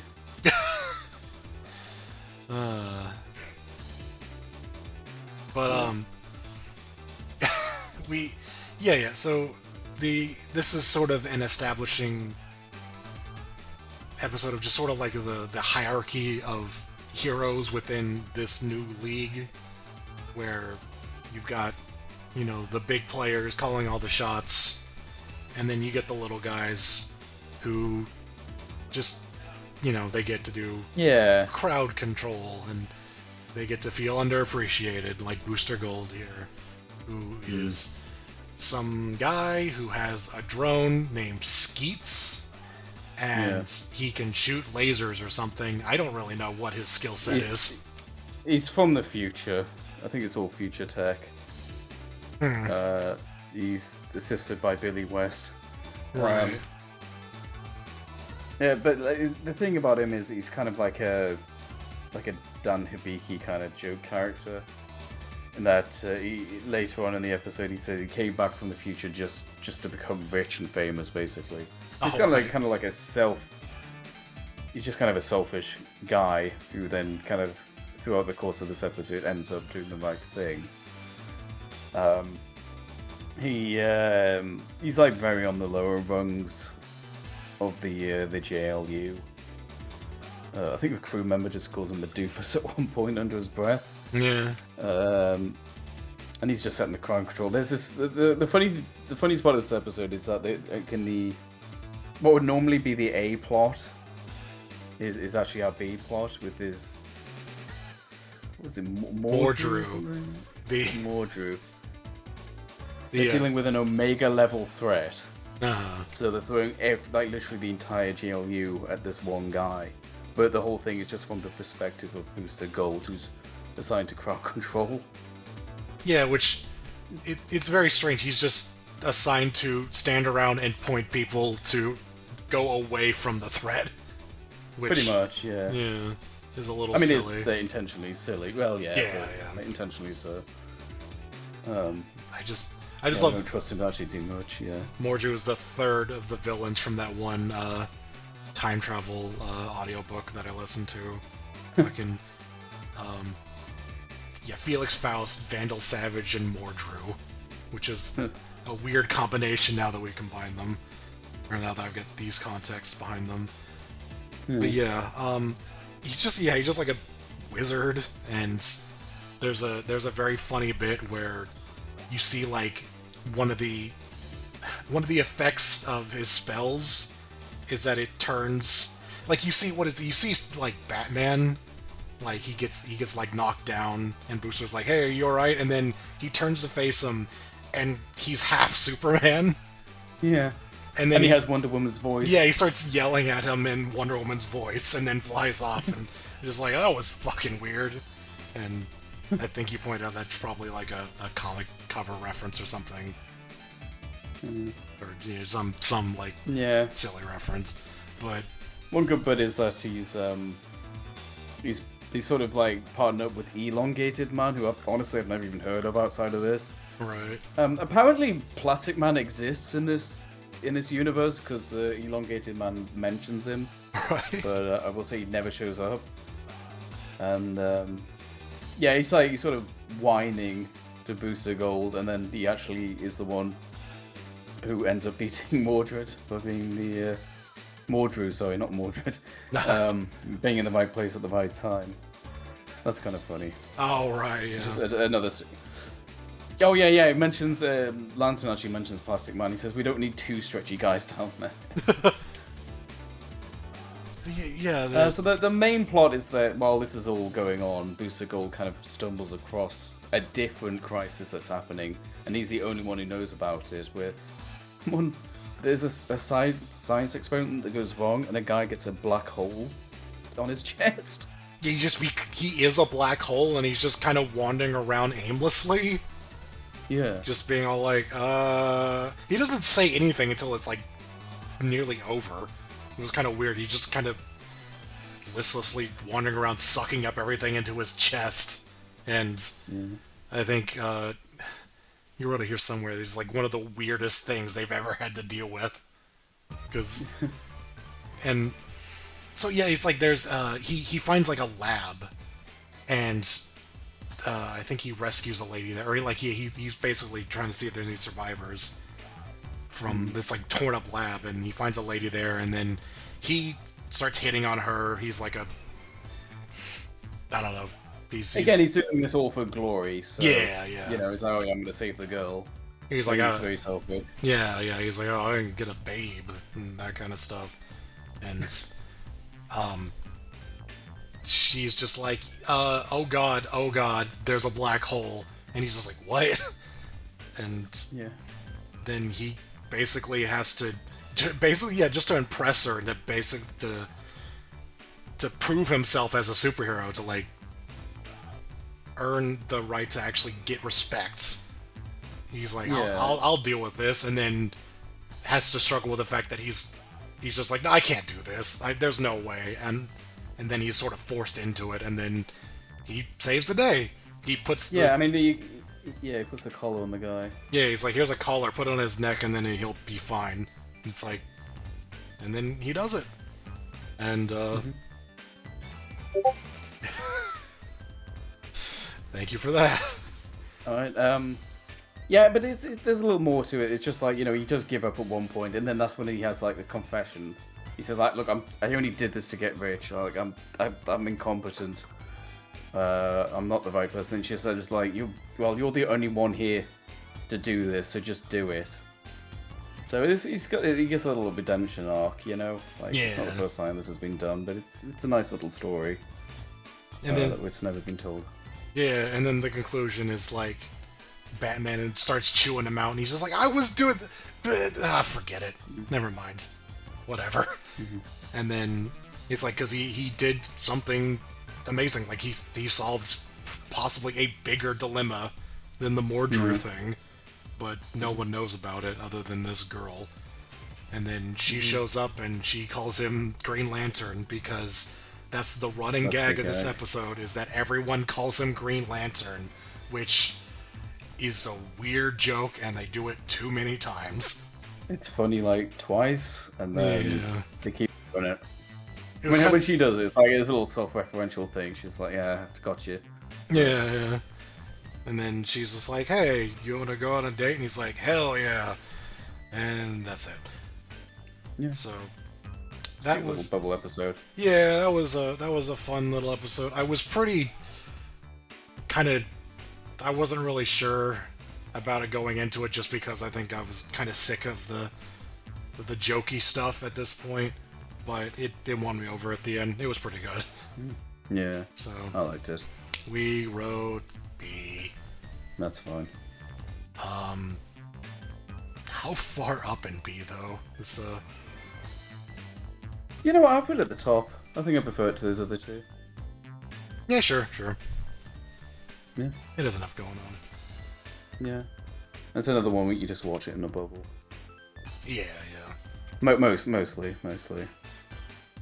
You're not being an expert on the Justice League to gather what's going on. Right. Season 1, Episode 8, The Return. It's Return. It's the return of who? It's the Mazo. It's a spin-off of Batman Returns. Oh, right. He's gonna return even though he didn't go anywhere. He's just Yeah. kind of egotistical, I guess. He's like, "Hey, back everybody," and everyone's like, "I know." So yeah, this is the Mazo. This is the result of that. I don't know why I've read Amazo as Amazon. I've clearly got Christmas shopping on my mind as we record this. Right, yeah. Amazon Prime is coming back. Yeah, I mean, the Prime is a good. I you know you can critique them all you want, but Prime is a good service because once I heard they once just removed a planet that was in their way to get there on time. Yeah, they. So yeah, Amazo is like it starts with like Jon Stewart talking to like the other Green Lanterns, somebody talking to the like Owens and Kyle Rayner on Oa, and they're just having some discussion, and I think Jon Stewart's trying to like have a break because he's having a bit of a crisis with like Shire and everything. They do mention like, oh, we can't change our plans because of your personal issues. Oh right, yeah. No, he's taking off for Christmas because he's got some holidays stacked up. But no, yeah. So yeah, Oa is then obliterated. It's just bye. it's just gone, and everybody on it is just dead.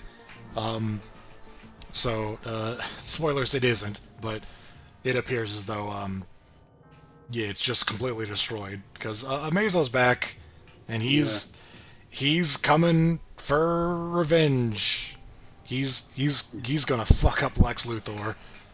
Yeah. And that's kind of a lot of the episode, not gonna lie, is just Lex goes deep underground. Yeah. He goes deep underground to build a weapon to destroy Amazo. He enlists the help of the Atom. Which is funny because this is not a good introduction episode to him. There's a later one that kind of more formally introduced him. But I don't know if there's ordering things. The other one definitely felt like the introduction. So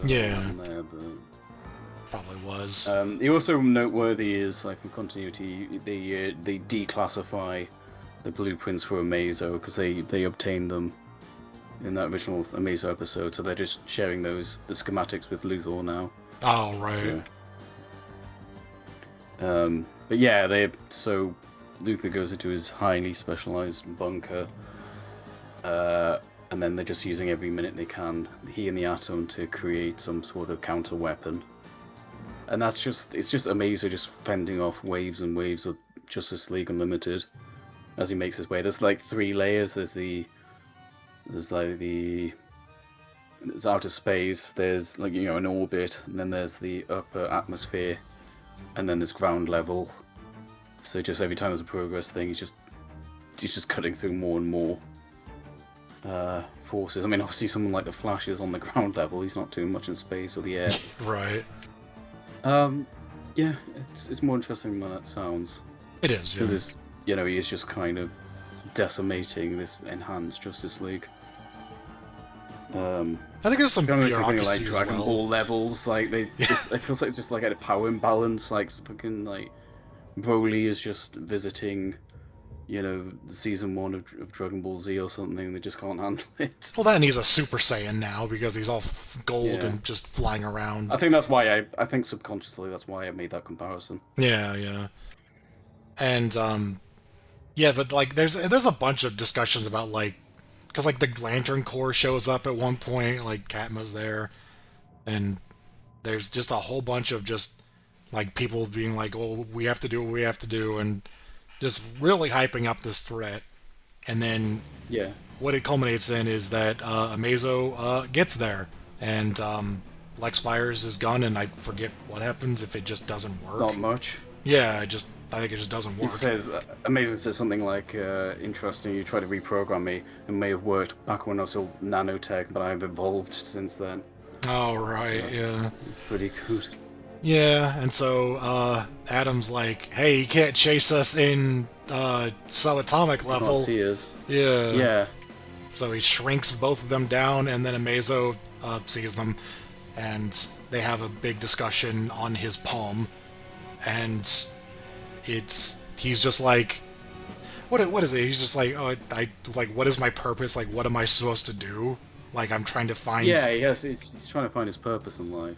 Yeah, he just doesn't know like how to handle it because he doesn't. He's having an existential crisis. Yeah, like he's gotten all this power, but it doesn't really explain anything about who he is or what he should do. And then I'm not going to be able to do it justice because I barely remember it. It's been a few weeks, but Lex just gives him a talk basically, just saying like, you just got to make your own way, you know? Yeah, especially he has a very high charisma stat. Everyone knows he's highly intelligent, but he's maxed out charisma as well, it seems, because he managed to talk him out of it. Yeah, but then he talks him out of it, and then he says and then he gets really cocky, and then he just says when I heard you were coming, I was terrified, and now I see you having this crisis, I just pity you. And then Adam's just like, Lex, for fuck's sake. That wasn't smart. Which is funny because that doesn't amount to much. He just kind of Amazo just looks angry at him, and then they just go back to normal, and he's just like, "Yeah, I'm fine. I'm gonna just figure out something." And then Fate shows up, and he's just like, "Hey, if you want to find a purpose, I can help with that." And he's just like, "Yeah, sure." So he just goes off with Fate. And Fate's also been around. Sorry, I believe that's Doctor Strange. I know. Dr. Fate is also around, he's basically trying to persuade the because there's the Lantern Corps mostly survived because they were in space to stop Amazo before he teleported the planet away. So they're saying we're going to use the last remaining power to just trying our best to destroy him, and then that could destroy half the Earth. Half a planet's better than none. Oh, yeah. So Dr. Fate's trying to stop them from doing that as well. So. Yeah, but by the way, Oa is it got teleported somewhere because he's just like, it was in my way. Yeah. So it's fine. It's a very simple episode on paper, but it's very good. It is very it's funny because it sounds action packed, and it is. There is a lot of action, but it's more about the dialogue. It's a lot of tension. It's a lot of just holy shit, this guy is fucking insane, insanely powerful. What we're gonna do? He is a god, and he's come here to kill this one man, and we don't know what's going to happen after that, so we're all freaking out. And then, Quick mention of Amazo as well. He's voiced by Robert Picardo, who's another Star Trek actor, because of course. Yeah, and then the episode ends with him getting introduced to where Fate's hanging out, and who happens to be there but Hawkgirl. Yeah. It's yeah. I forgot to make that note, but yeah. Yeah, I noticed when I wrote Veronica Vreeland with wings. But, right. Yeah, so that's a lead into another episode coming up. So again, lots of continuity that we did previously. Yeah, that's gonna. I really like that one in a couple episodes. Yeah, that That one was really good. I feel like we described it in the way they made it not sound amazo, but it was pretty amazo. A for amazo. Yes, we wrote a... Which is, we don't have an A yet, so hey. It's not very simple, though, doesn't he? He just tears through 3 layers of superheroes, and then Lex Luthor just talks him down. Jeez, how boring. Yeah, but... No, it was pretty good. That's cool. It gives Lex some depth as well. It does, yeah. Because he's still, pardoned during this, right? Where he's like, everyone's still like... Yeah. He was actually giving an interview when the Justice League grab him. Oh, like, yeah. Oh, one day I hope to be friends with them, and then they grab him. Like, what the hell are you bastards doing? And then I do like, yeah, he still has that, like, villain tendencies. Like, he escapes them to go into his underground lair, and there's, like, a big tube that he rides in, and the heroes chase after him, but there's a bunch of traps in it, including, like, a layer of just, like, kryptonite to stop Supergirl from getting past it. So, and, of course, all of that does nothing to Amazo, too, so... So a bit where he gets sprayed with liquid metal that hardens, and he just breaks out of it. Oh, right, yeah. He's like, Lex Luthor's very Batman with just how prepared he is. Right, yeah. Yeah. Oh, yeah, no, ironically, it's all starting in a barber. And he, like, steals there. It's like, gotta hand it to you, Luthor. Nobody would think of looking for you here. Oh, right. Okay. Season 1, Episode 9, Ultimatum. Hey, do you remember that episode of Batman Beyond? Well, I didn't until you brought it up. I was like, this episode's pretty good, and then you mentioned that, and I'm like, oh shit, yeah, they just done this. Yeah, so they did the Terrific Trio again? Yeah. It's very weird. Like, watching this episode, I was just like, it's not bad on paper, but when you've seen that one, it feels like it's the same shit again. So there's the Ultimen, who are like these they're like these dudes. I think they're prestige of like the Super Friends. Oh, right, yeah, because they have the Wonder Twins are the ones I recognize. Who, rather than being a prestige of the Fantastic Four, which is... Yeah, so they're like 5 of these heroes who have their superpowers, and then they fight some guy who looks like Magma, ironically. A bunch of like Magma and dudes, like a oil rig like stirred them up or something. So that's lava monsters. Yeah. So yeah, the Justice League are fighting them, and then these Ultimen show up and just start taking care of it. And Justice League are like, these guys, I don't like them because I'm jealous. And they're just they're a little annoying though. I'll give them that. Yeah, and they're very especially, corporate. The lead, corporate. Yeah, like they have sponsors, I think, or at the very least, like they. Yeah, they were led by Maxwell Lord, who's an old right. character who was in that Superman movie. Right. Yeah. The latest one.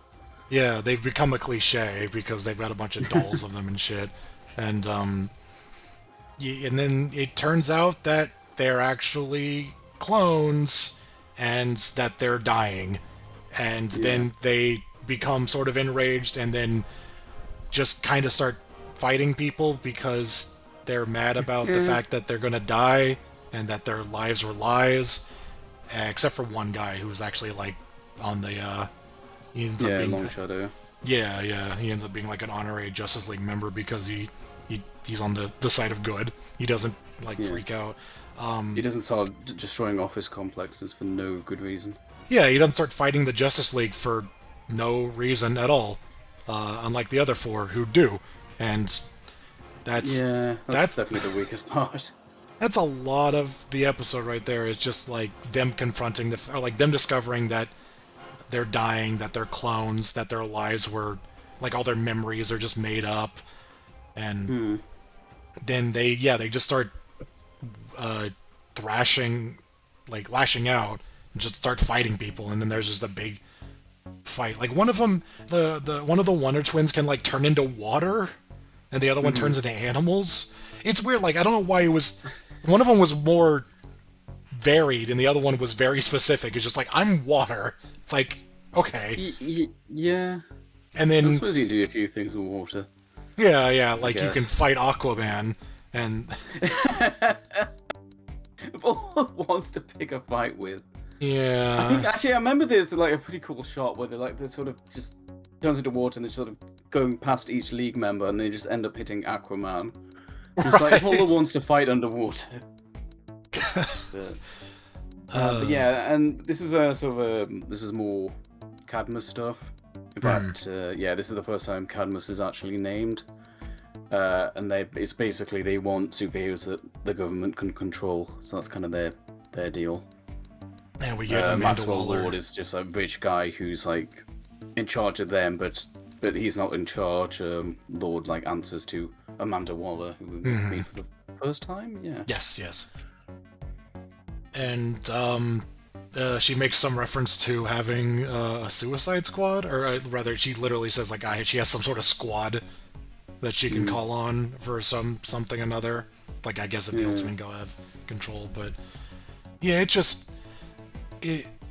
does have a nice ending though, where like Long Shadow is on the side of the Justice League, and he's very serious about wanting to be a hero, even though like a lot of his memories are just kind of made up, but and they feel sympathy for him, like him and Wonder Woman kind of hit it off.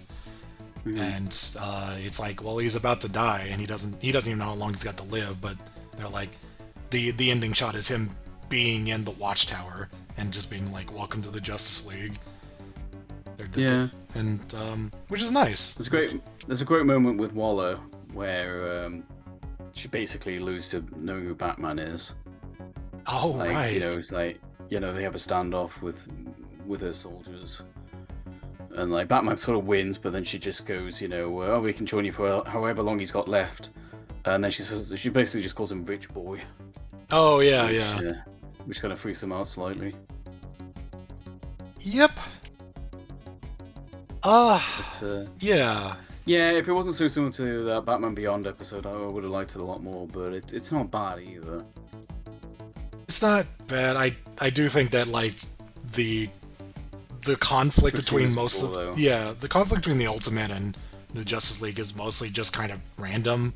Like I just genuinely don't have an idea of why they started. Like I get they would maybe thrash out against the people who made them, and the people who were like and then they started attacking people. It's like what? Yeah, and then the Justice League showed up to stop them, and they're like, "Well, we hate you," and it's like, why? I don't know. At least the Terrific Trio said they will become dangerously psychotic. Ultimate didn't even have that. They're dying. Yeah. So it was weird. So we wrote High C. Sure. So I guess it goes above this one. Yeah, I'll probably give it a little more credit than Hawk. It has I like the Cadmus stuff. I think that carries it.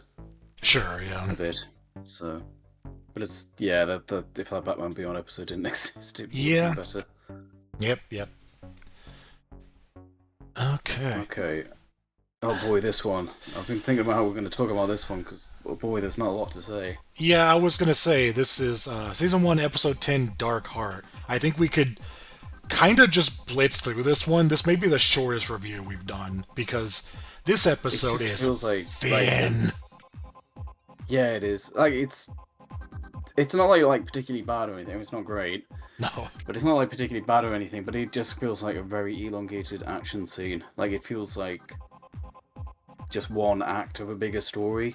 Which I guess isn't terrible given this kind of soap opera format they do nowadays, but in a bubble, there is not much here. I mean, there's not a lot of plot advancement either. Like, alright, so this is literally it.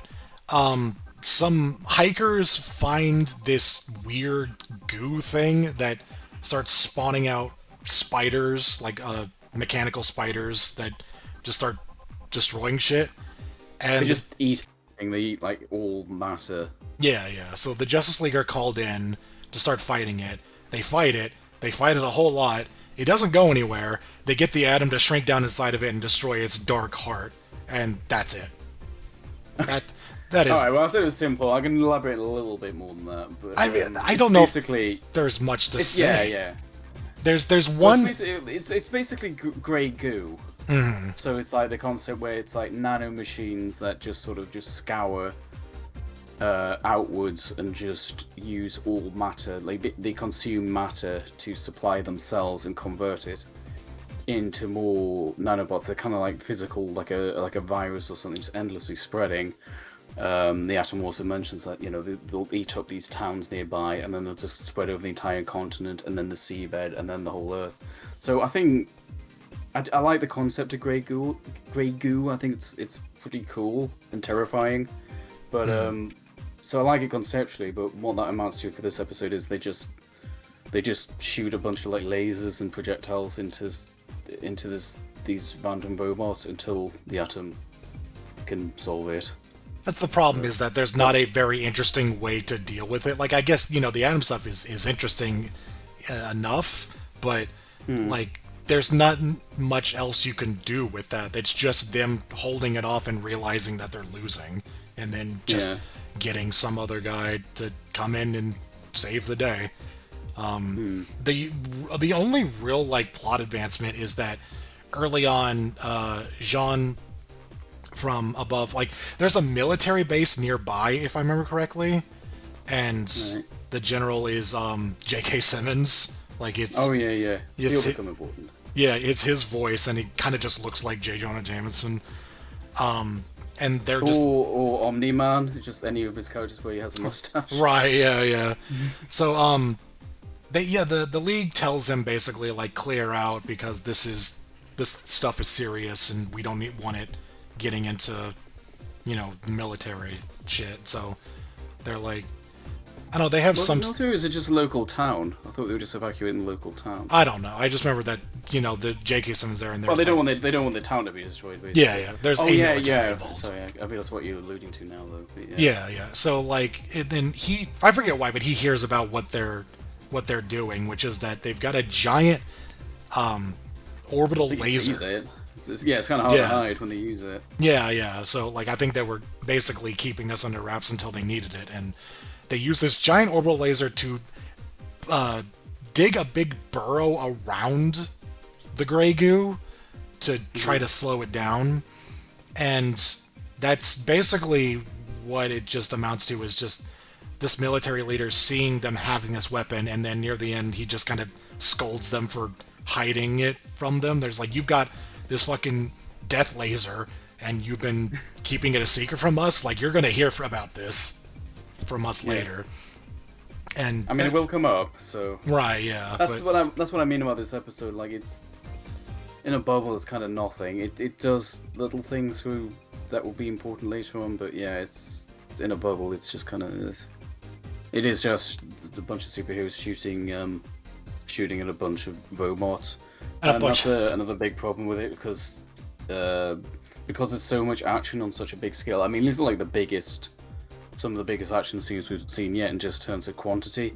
Good God, this episode is ugly. This episode looks like shit, because every time they have to do a shot of, like, hundreds of these spider things, like, literally hundreds of them, they just copy and paste it. Like, I guess it's done digitally, because it's just the same little graphic hundreds of times, and it's always like they're always synchronized animations. So it looks awful. Like, it looks like just a bunch of GIFs just copy and pasted over and over again. It's just, and then of course you see some of these shots, there's just some weird looking faces, which again I think it's another thing where it probably was just about passable before the HD transfer, but then in HD it's just like, they're not even like PNGs, like they've got like artifacts on them. Oh yeah, they look terrible, and it's just not a lot of interesting actual action in the show, in the episode rather. It's just a lot of just, here's a shot of them destroying a bunch of stuff, and then it's just still coming. One of my favorite bits is that trench that I mentioned. At one point, Superman is flying the Atom in, like, Atom's like writing in his ear or whatever so he can talk to him. And then Superman is talking to Batman through a communicator, and he's like, how's that trench holding up? And Batman goes, what trench? And then it just shows the fight, and the trench is just gone. And I'm like, I could kind of get like how they could just ignore it maybe, or just get past it eventually, but Well, they just piled up on each other. they just filled it, I guess. It's weird. I will say in this just have a particularly good Batman moment where he kind of falls from the Batwing. Oh. And he says very calm. He has like a what do you call it, like an ejector seat, but that gets destroyed as well. Mm. And he's just on the radio, just like, I could do with some air support since I can't fly at all. Right. That would be good. Superman grabs him. That's a really good Batman moment. Yeah. And this is also, which you alluded to earlier, is the more formal introduction to the Atom. Yeah. The return. You see him like working in like a petri dish or something, and then he kind of grows back up, and he grows up. He grows up. He grows the fuck up. Damn childish. He grows back, and then Superman's there, and he's like, "Oh, we need your help!" And yeah, you get right. Yeah. Oh, no, I like him. There's just not much to say other than that. Like, he gets inside of it, and it has the dark heart, which is not to be confused with the black heart. Yeah, I think you referred to that thing as like the black heart several times when we were talking about the other episode. Right. Which is still not as bad as me referring to Dr. Fate's Doctor Strange, but still. But yeah, easily done.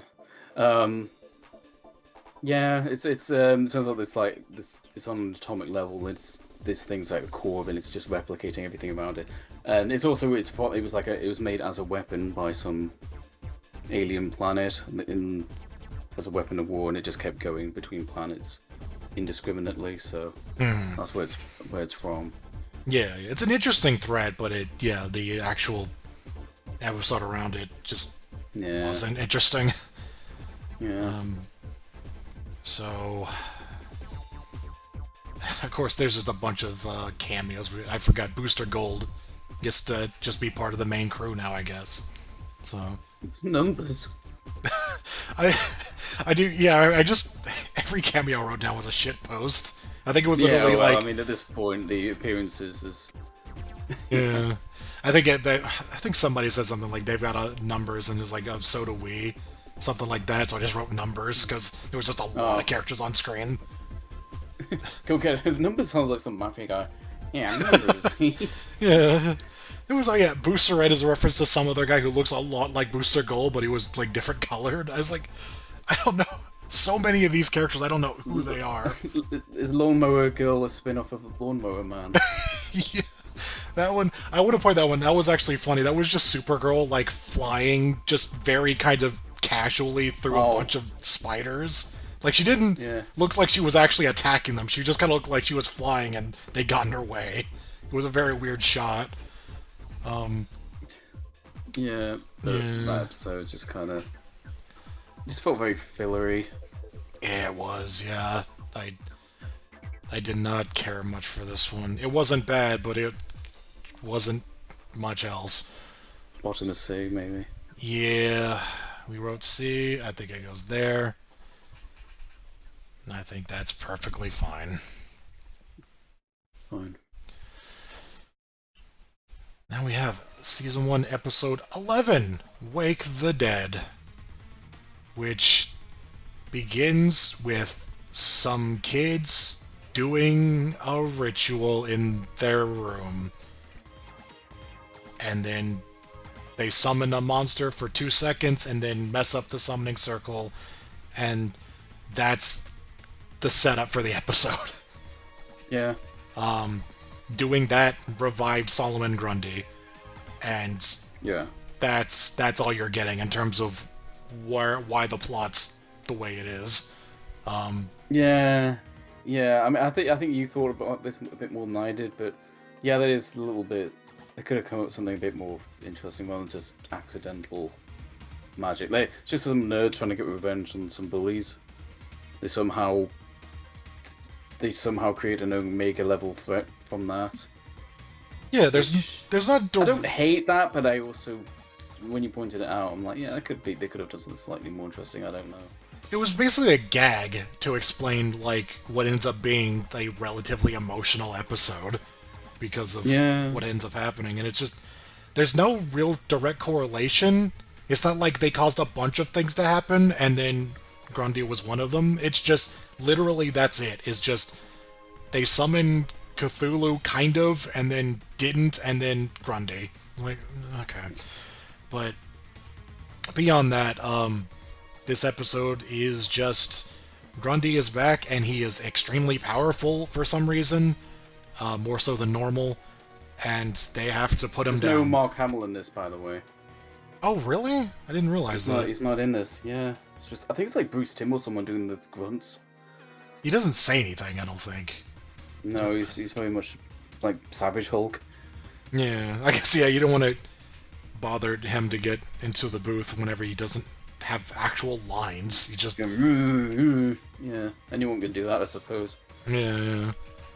He's just playing a Superman role where he just gets hit a lot. Yeah.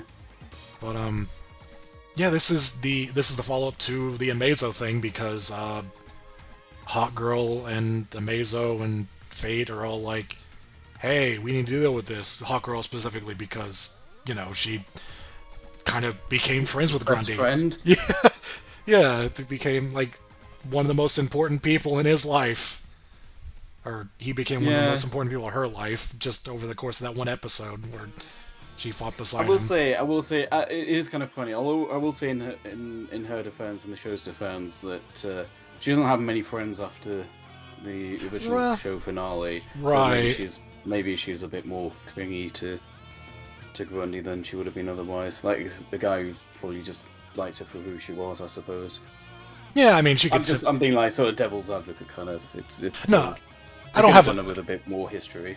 I don't have a big problem with it or anything. I just think it is worth pointing out. It's just like that's a little silly, but it's fine. I don't actually I don't mind it too much. Especially because again, like they do some pretty nice stuff with it. But yeah, they get Amazo to be like, yeah, I can deal with this, and then you know Amazo, who is a god, who is just the most powerful being in the world. Oh please, he's not a god. Sorry, that's a Lex quote. Yeah, it's like... Yeah, no, he's basically a god. They wrote... Yeah, the show writers are like, oops, we made a character that's like way too powerful. They wrote... how are we gonna handle this? Magic, absorbing? I don't know. I gotta go. He's straight up... He's almost literally just like, I gotta go. Yeah, he's just like... I've got to teleport several light years away because this is a problem. Like, what's the problem? He's getting... What was that? He's getting stronger. His power? Yeah, he's like, his strength is...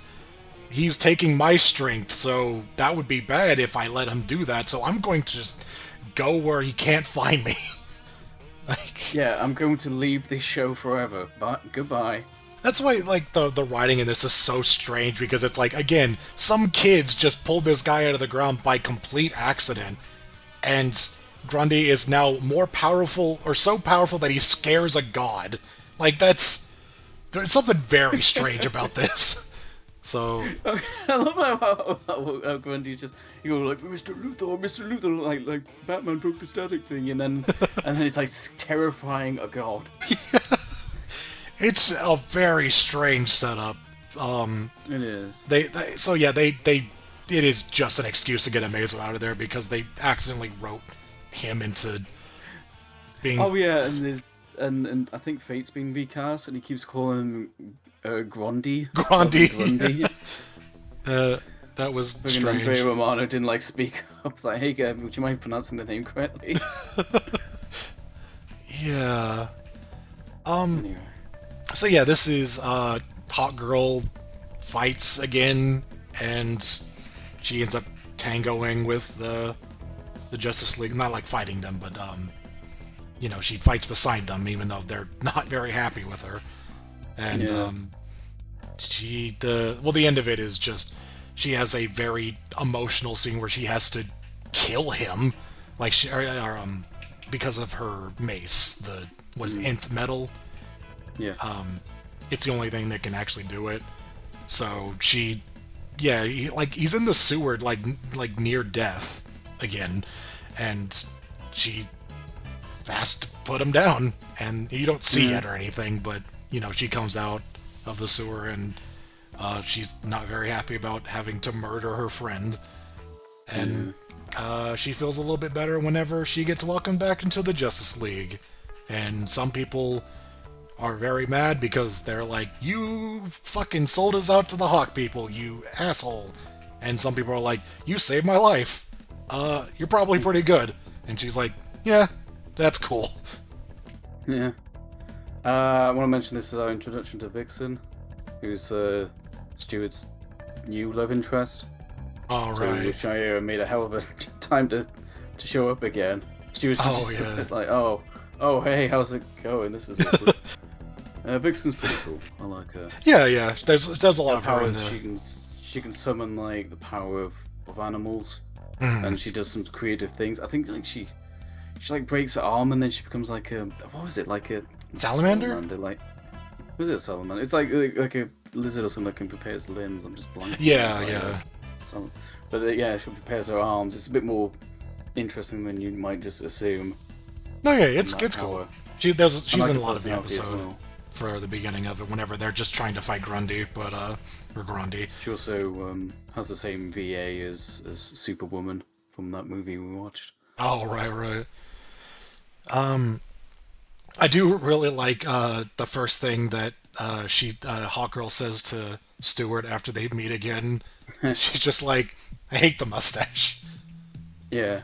Like he is The beard. Oh, the beard, yeah. Oh, right, it's a beard. But he's like, yeah, hate the beard. Yeah, so he's joining in on when we do the redesigns for this show. Yeah. That's kind of it. I don't know if there's anything else to add to that. So it's pretty good, although the Amazer thing's a little bit of a whoops kind of moment. Like, Yeah. Somebody's a bit too strong. We have to come up with some bullshit to make him go away. And he goes, like he's gone. Yeah, it kind of also cheapens the dramatic death that he had by just bringing him back. So, Yeah, a little bit, yeah. wasn't huge on that either, but... So I think this episode's alright, but... I think the action's pretty good. Yeah. Again, a lot of it's like how Vixen uses her powers. Oh yeah, and the Superman is still being treated well. Oh, You yes, know, yes. like he shows up to help her, and he's very respectful. Just Vixen's like, I could have taken him, and the Superman's just like, sort of, yeah. He says very politely, like, I'm sure you could, but maybe just accept my help, basically. Right. He says something like, she says, I could have taken him, and he says something like, you may still get your chance, but let's just see how this goes. Oh, yeah. It was But also... he is like, whenever he shows up, it's just like, oh, he's like the big guns, and that's how he should be treated. Especially with the Right. expanded roster. Was he the one who was just like the tiebreaker for the vote? Because they talk about the vote again. Yeah. And that actually matters because at the very least I know Wonder Woman does not like her.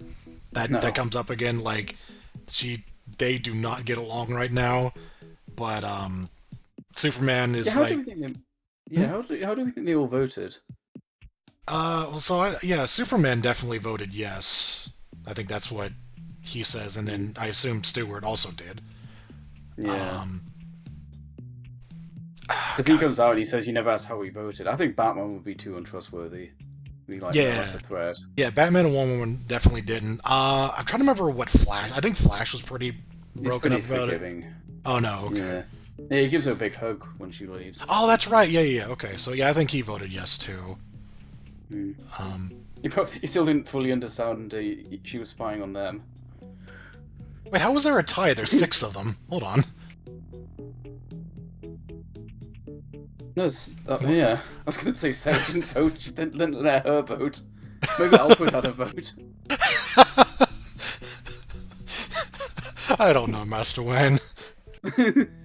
I don't know her. Either way, yeah. Don't mind you who you work for, Alfred. Yes, sir, I'll vote her out immediately. What did you say? Treacherous scum, I believe? Anyway. Anyway. We wrote B. Or a little divergent device. I don't. I like it a little less than you do, but I still like it. So, I mean, I'm not in love with it either. right. Yeah.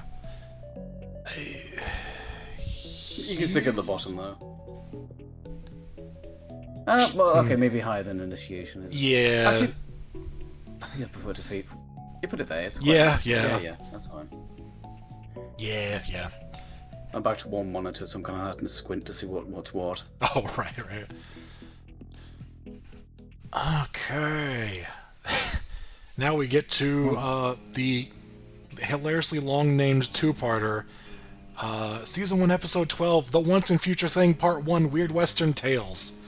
Yes. Or just Weird Western Tales, because this is a two-parter where the two parts are very, very different. Yeah, we're still getting two-parters, which is cool. And this one has a very, very silly start. I think it begins immediately with the guy just rummaging around in his garage. We're in Neo Gotham, by the way. Oh, right. This is Gotham of the future. And he's just rummaging around in his garage, and then his harpy of a wife shows up and is just like, "What the hell are you doing all this junk?" And he's just like, "This isn't junk. This is stuff that I stole from the past because I invented a time machine," which is like a suit. And he calls himself Kronos. With like a belt, yeah. Yeah. And she's just like, You invented a time machine and you used it to steal junk? He's like, "No, this is ancient artifacts." And then she's like, "Well, isn't that gonna like fuck with stuff?" And he's like, "No, I stole things that are only like nobody is going to miss." And it's like he has like swords and scrolls and shit, and it's just like they're important, except they've outlived their usefulness, so now no one's going to miss them, which I guess so. Feels very strange. She's quite basically like, "Why are you not playing the lottery, idiot?" No, she has like, "Why don't you?" Anything that's too big. Yeah, like, "Why don't you go steal money?" And he's like, "No, I can't do that. That'll mess with stuff." And it's like, they're not going to miss these artifacts, but they're going to miss some money. Like, yeah, what? So she calls him an idiot. Yeah, it's pretty good. Yeah. She calls him like a waste of fucking flesh, and like you invented a time machine. She calls him a worthless, good for nothing, wretched waste of space, and we'll know that because she says it quite a few times. Yeah. By the time this ends. Yeah, and she's like, you invented a time machine. You couldn't think anything useful to do with it. And he goes, "I can think of one thing," and apparently that thing is to just go around and steal more stuff. To get away. He says to get away from you, but yeah. And he just goes back to Nick and stuff. Yeah, including M's dress, Napoleon's vest, Washington's teeth, and Batman's utility belt. And then with that, I don't know who M is, by the way. Yeah, but he gets caught doing the last one. Yeah. Like, he just goes to the wash tower. I kind of like that he's not from their present. He just kind of stumbles into it.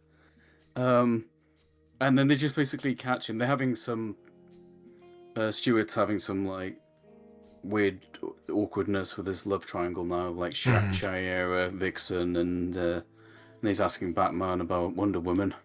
There's a little gag with her. She's right behind me, isn't she? Oh, right. And then they just stumble across this guy. He's voiced by Peter McNichol, by the way, who's like...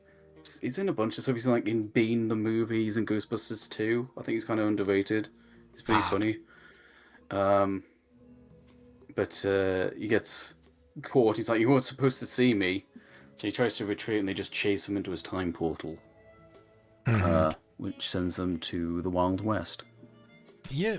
This episode has like a comedy sort of like setup to it, where it's just like this random guy who just invents a time machine and just starts doing stupid shit. But what it ends up actually being is basically just a big fan service two-parter, because they just essentially wrote like crossovers with other DC characters they otherwise couldn't use. Like, this is the second appearance of Jonah Hex, but they can't just have him in modern times because he's, back in the Old West, so they put the Justice League back there. It's Batman, Green Lantern, and Wonder Woman, I believe, are just the only ones who actually go. And it's just like a big Wild West like episode. This is the that audiobook I keep mentioning, like the four characters from the Old West, Jonah Hex, Bat Lash, El Diablo, and I don't remember the fourth guy's name. It's like the Hunter or something, like Headhunter. Um, but yeah, they're all there, and it's just a big like, hey, John Redcorn. yes, same VA. And it's just it's just like, hey, let's have a big silly like Wild West episode where it's a little bit like the movie Wild Wild West because the villain has like tech, so Yeah. he what happens? Yeah. So what happened was, like Cronus got there, and then he immediately got robbed, which sounds about right. And then they basically kept him in a jail, and this. Oh, what's the dude called? He is an actual comic character. Tobias Manning. No, okay. It's Tobias Manning. There. And he used Tobias Manning, who is a DC character, is basically keeps him around to show him how to use a time machine, who then goes into the past and into the future to steal future tech. He's got this revolver that like it just extends a bunch of arms with little tiny barrels. And like I don't know how like more threatening that is than just a normal gun, but it certainly turns him into a badass. The actual tech he gets like fucking necks and shit though. Like there's just a big fight where they have a bunch of like, tanks and it gets whatnot. Real silly as well. But you also have like robot dinosaurs and things like that. Oh yeah, like, it's definitely it's Weird Western Tales. I'm pretty sure it's like some sort of. It's referencing a bunch of shit, I'm sure. Yeah, it is. It seems too random to be actually random. It is. Oh yeah, absolutely. It is very much just a big fan service for a bunch of other DC properties and from that era of writing. Mm-hmm. And it's not very plot heavy, but it's just a lot of fun. Yeah, I want to make a mention of the music as well, because we said before. This new show, like most of the music's been kind of generic. Like it just feels like they composed a bunch of tracks and then just applied them wherever it was suitable. But here, no, we've actually got some bespoke music for the first time in a long time. We get a Wild West version of the Justice League theme, which is really cool. Yeah. And then I also noticed when El Diablo is out, you get some like Latin guitars. That's pretty cool as well. Like I just made a note of that because it felt like it's been a long time since we heard music that was specifically made for the scene, Yeah. I like that. That definitely elevated everything. I mean, if you imagine like kind of generic rock, like that would have destroyed this episode if they just used that, Yeah. So, that's really about it, I think. Oh, one more thing of just being reminded of the notes. It's Jonah Hex just says to them, like says to Batman, "I suspect you lot of time travelers." And Bruce is just like, "Where did you get a crazy idea like that?" And she goes, "I've had an interesting life." I just thought that just because he's a comic book character, just like, yeah, time travelers. Yeah, I've seen time travelers before. And Batman's just like, "Hey, I listened to an audiobook about you, narrated by Ra's al Ghul." Right. I don't think did he ever acknowledge that at all? No, probably not. Which is a shame, but because Batman would just know about that kind of stuff regardless of the episode we're referencing. Person, then this episode is I forgot. This is very much like the Back to the Future Part 3 because they get there and immediately are just like they steal some bandits' clothes and then try to fit in. Like it's like DC's Back to the Future. But it's really good. It is. So we wrote A because we really like it, but it's not like deep or anything, so it doesn't get into There's no like emotional scene, but it is very, very, very entertaining. Yeah. We put it at the top of A though because it's borderline S. Yeah, for sure. No, won't let you. Okay. And Bezos using his godlike powers to prevent me. Yeah. We end the episode ends on a bit of a cliffhanger because they jump into so they get betrayed by. So Cronus, they actually meet Cronus and he's like somewhat helping them. Just like, look, I got robbed. Okay, I shouldn't have done all this stuff. I apologize. If you get my time belt back, I'll gladly go to jail. And then at the end of the episode, just like, oh, maybe I'm lying. And he grabs the time belt of Batman and he uses it to escape. And they follow him. And then where do they follow him to? The future. Or, well, his present, I guess, but the future. To And they're Beyond. in Neo Gotham. Yeah, beyond of the future. Yeah. And then who shows up? It's Terry McGinnis, Batman, Warhawk, and oh yeah, Static. Static. Old Static, Yeah. because, well... Old Static, yeah. Yeah.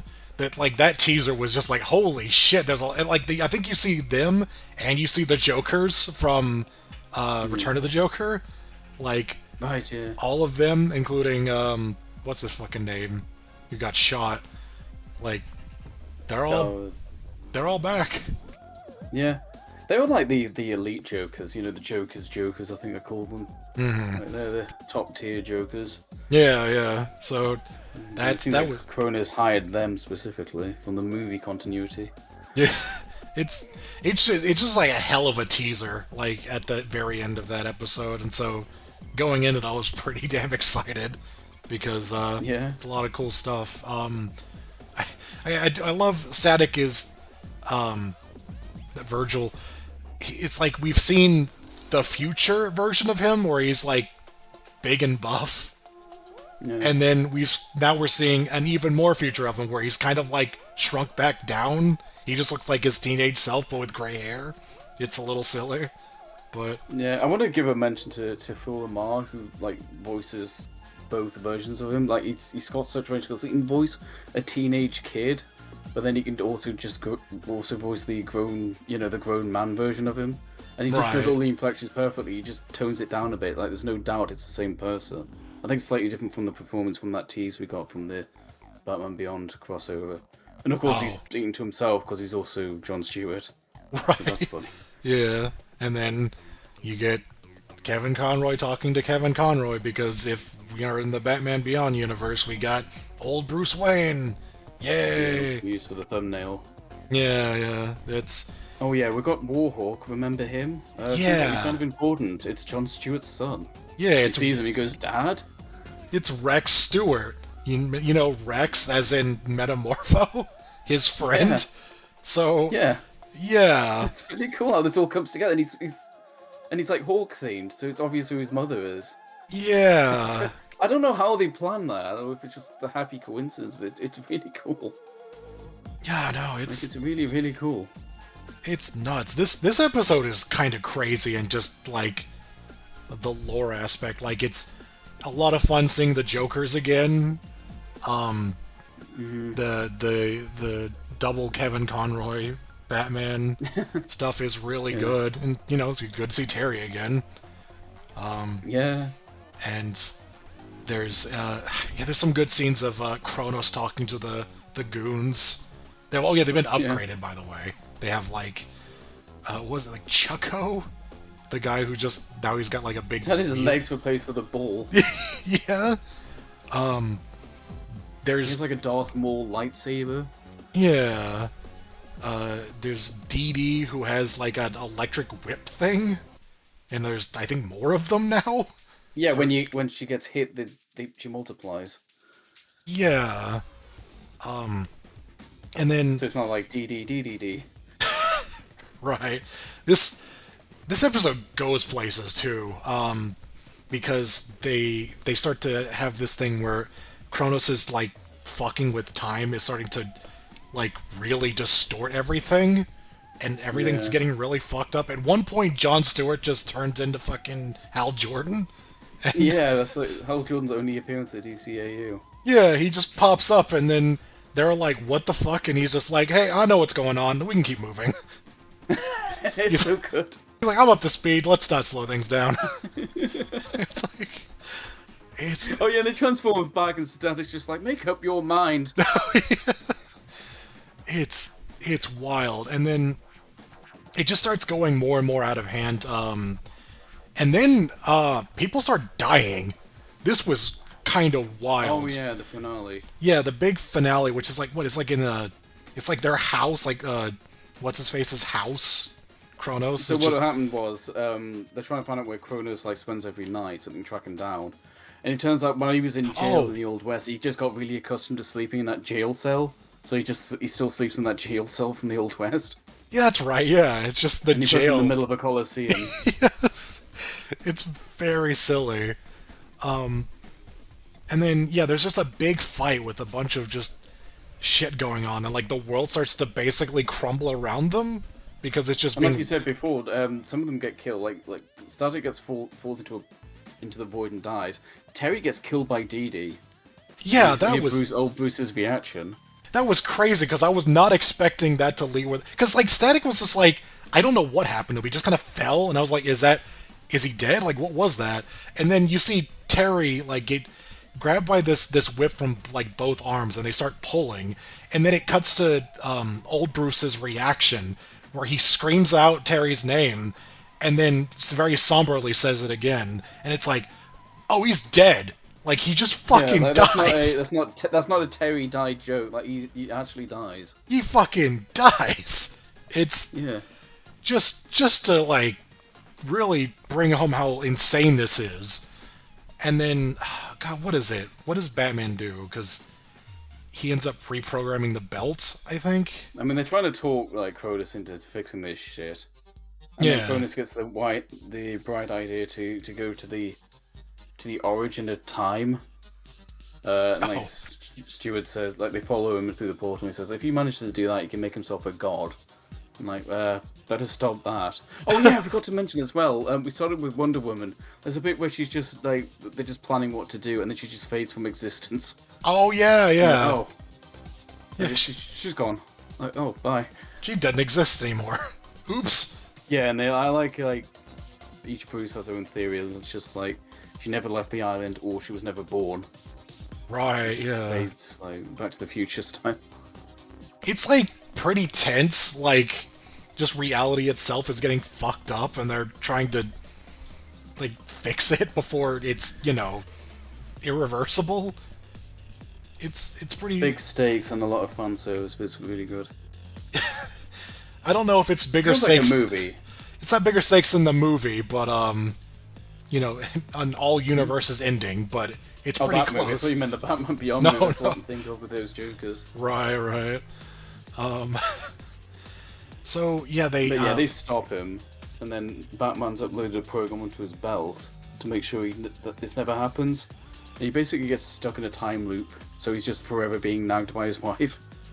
Yeah, so like what happens is he reaches it just in time, and then it just transports them back to the Watchtower before this all started, and they're like in the cafeteria, and they're just like, what the hell just happened? And they're just like, I think it's back to normal.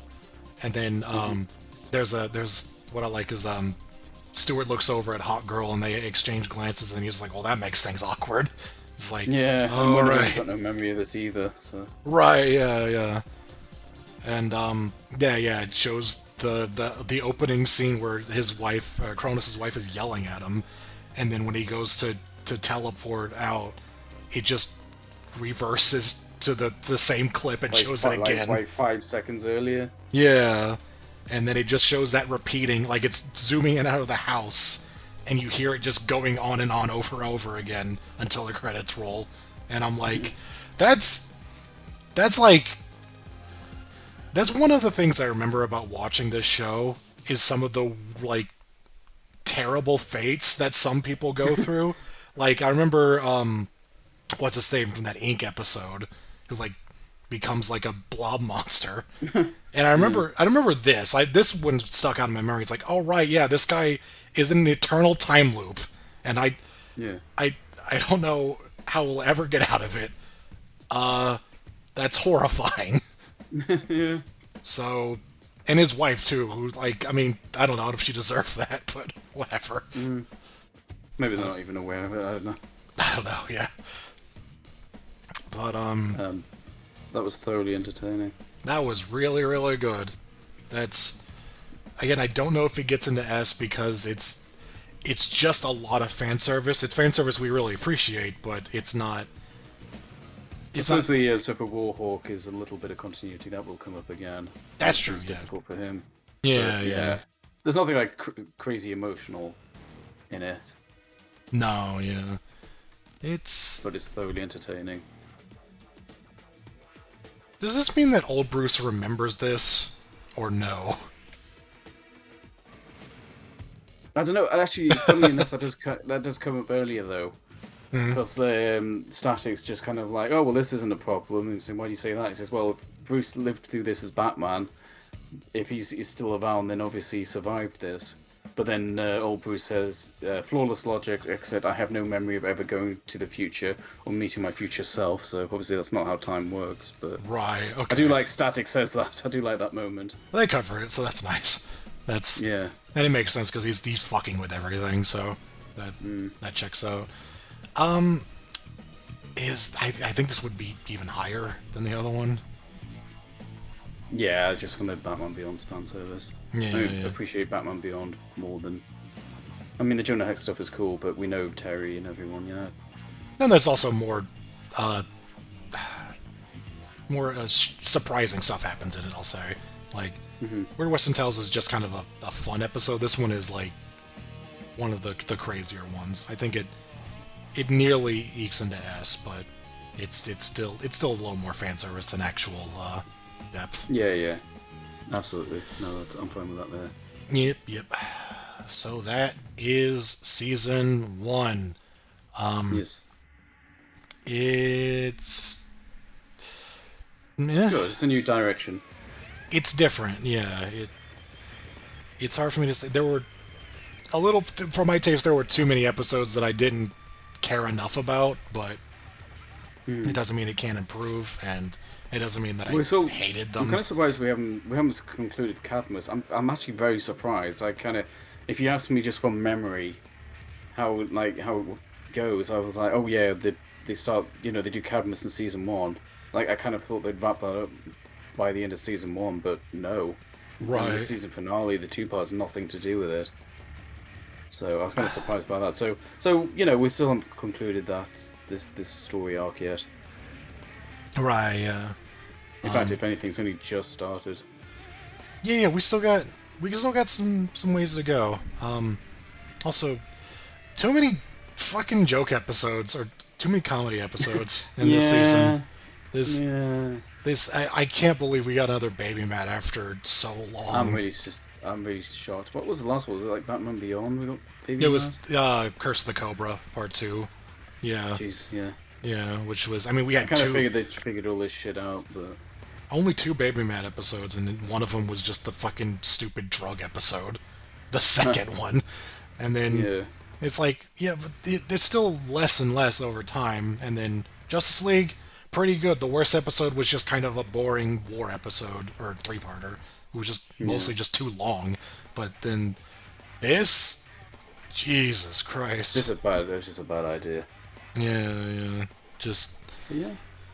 So, I don't know what to expect from the rest of the show. We've got to find out what's going on with Cadmus. I guess, yeah, there's that. So I got that to look forward to. Alright.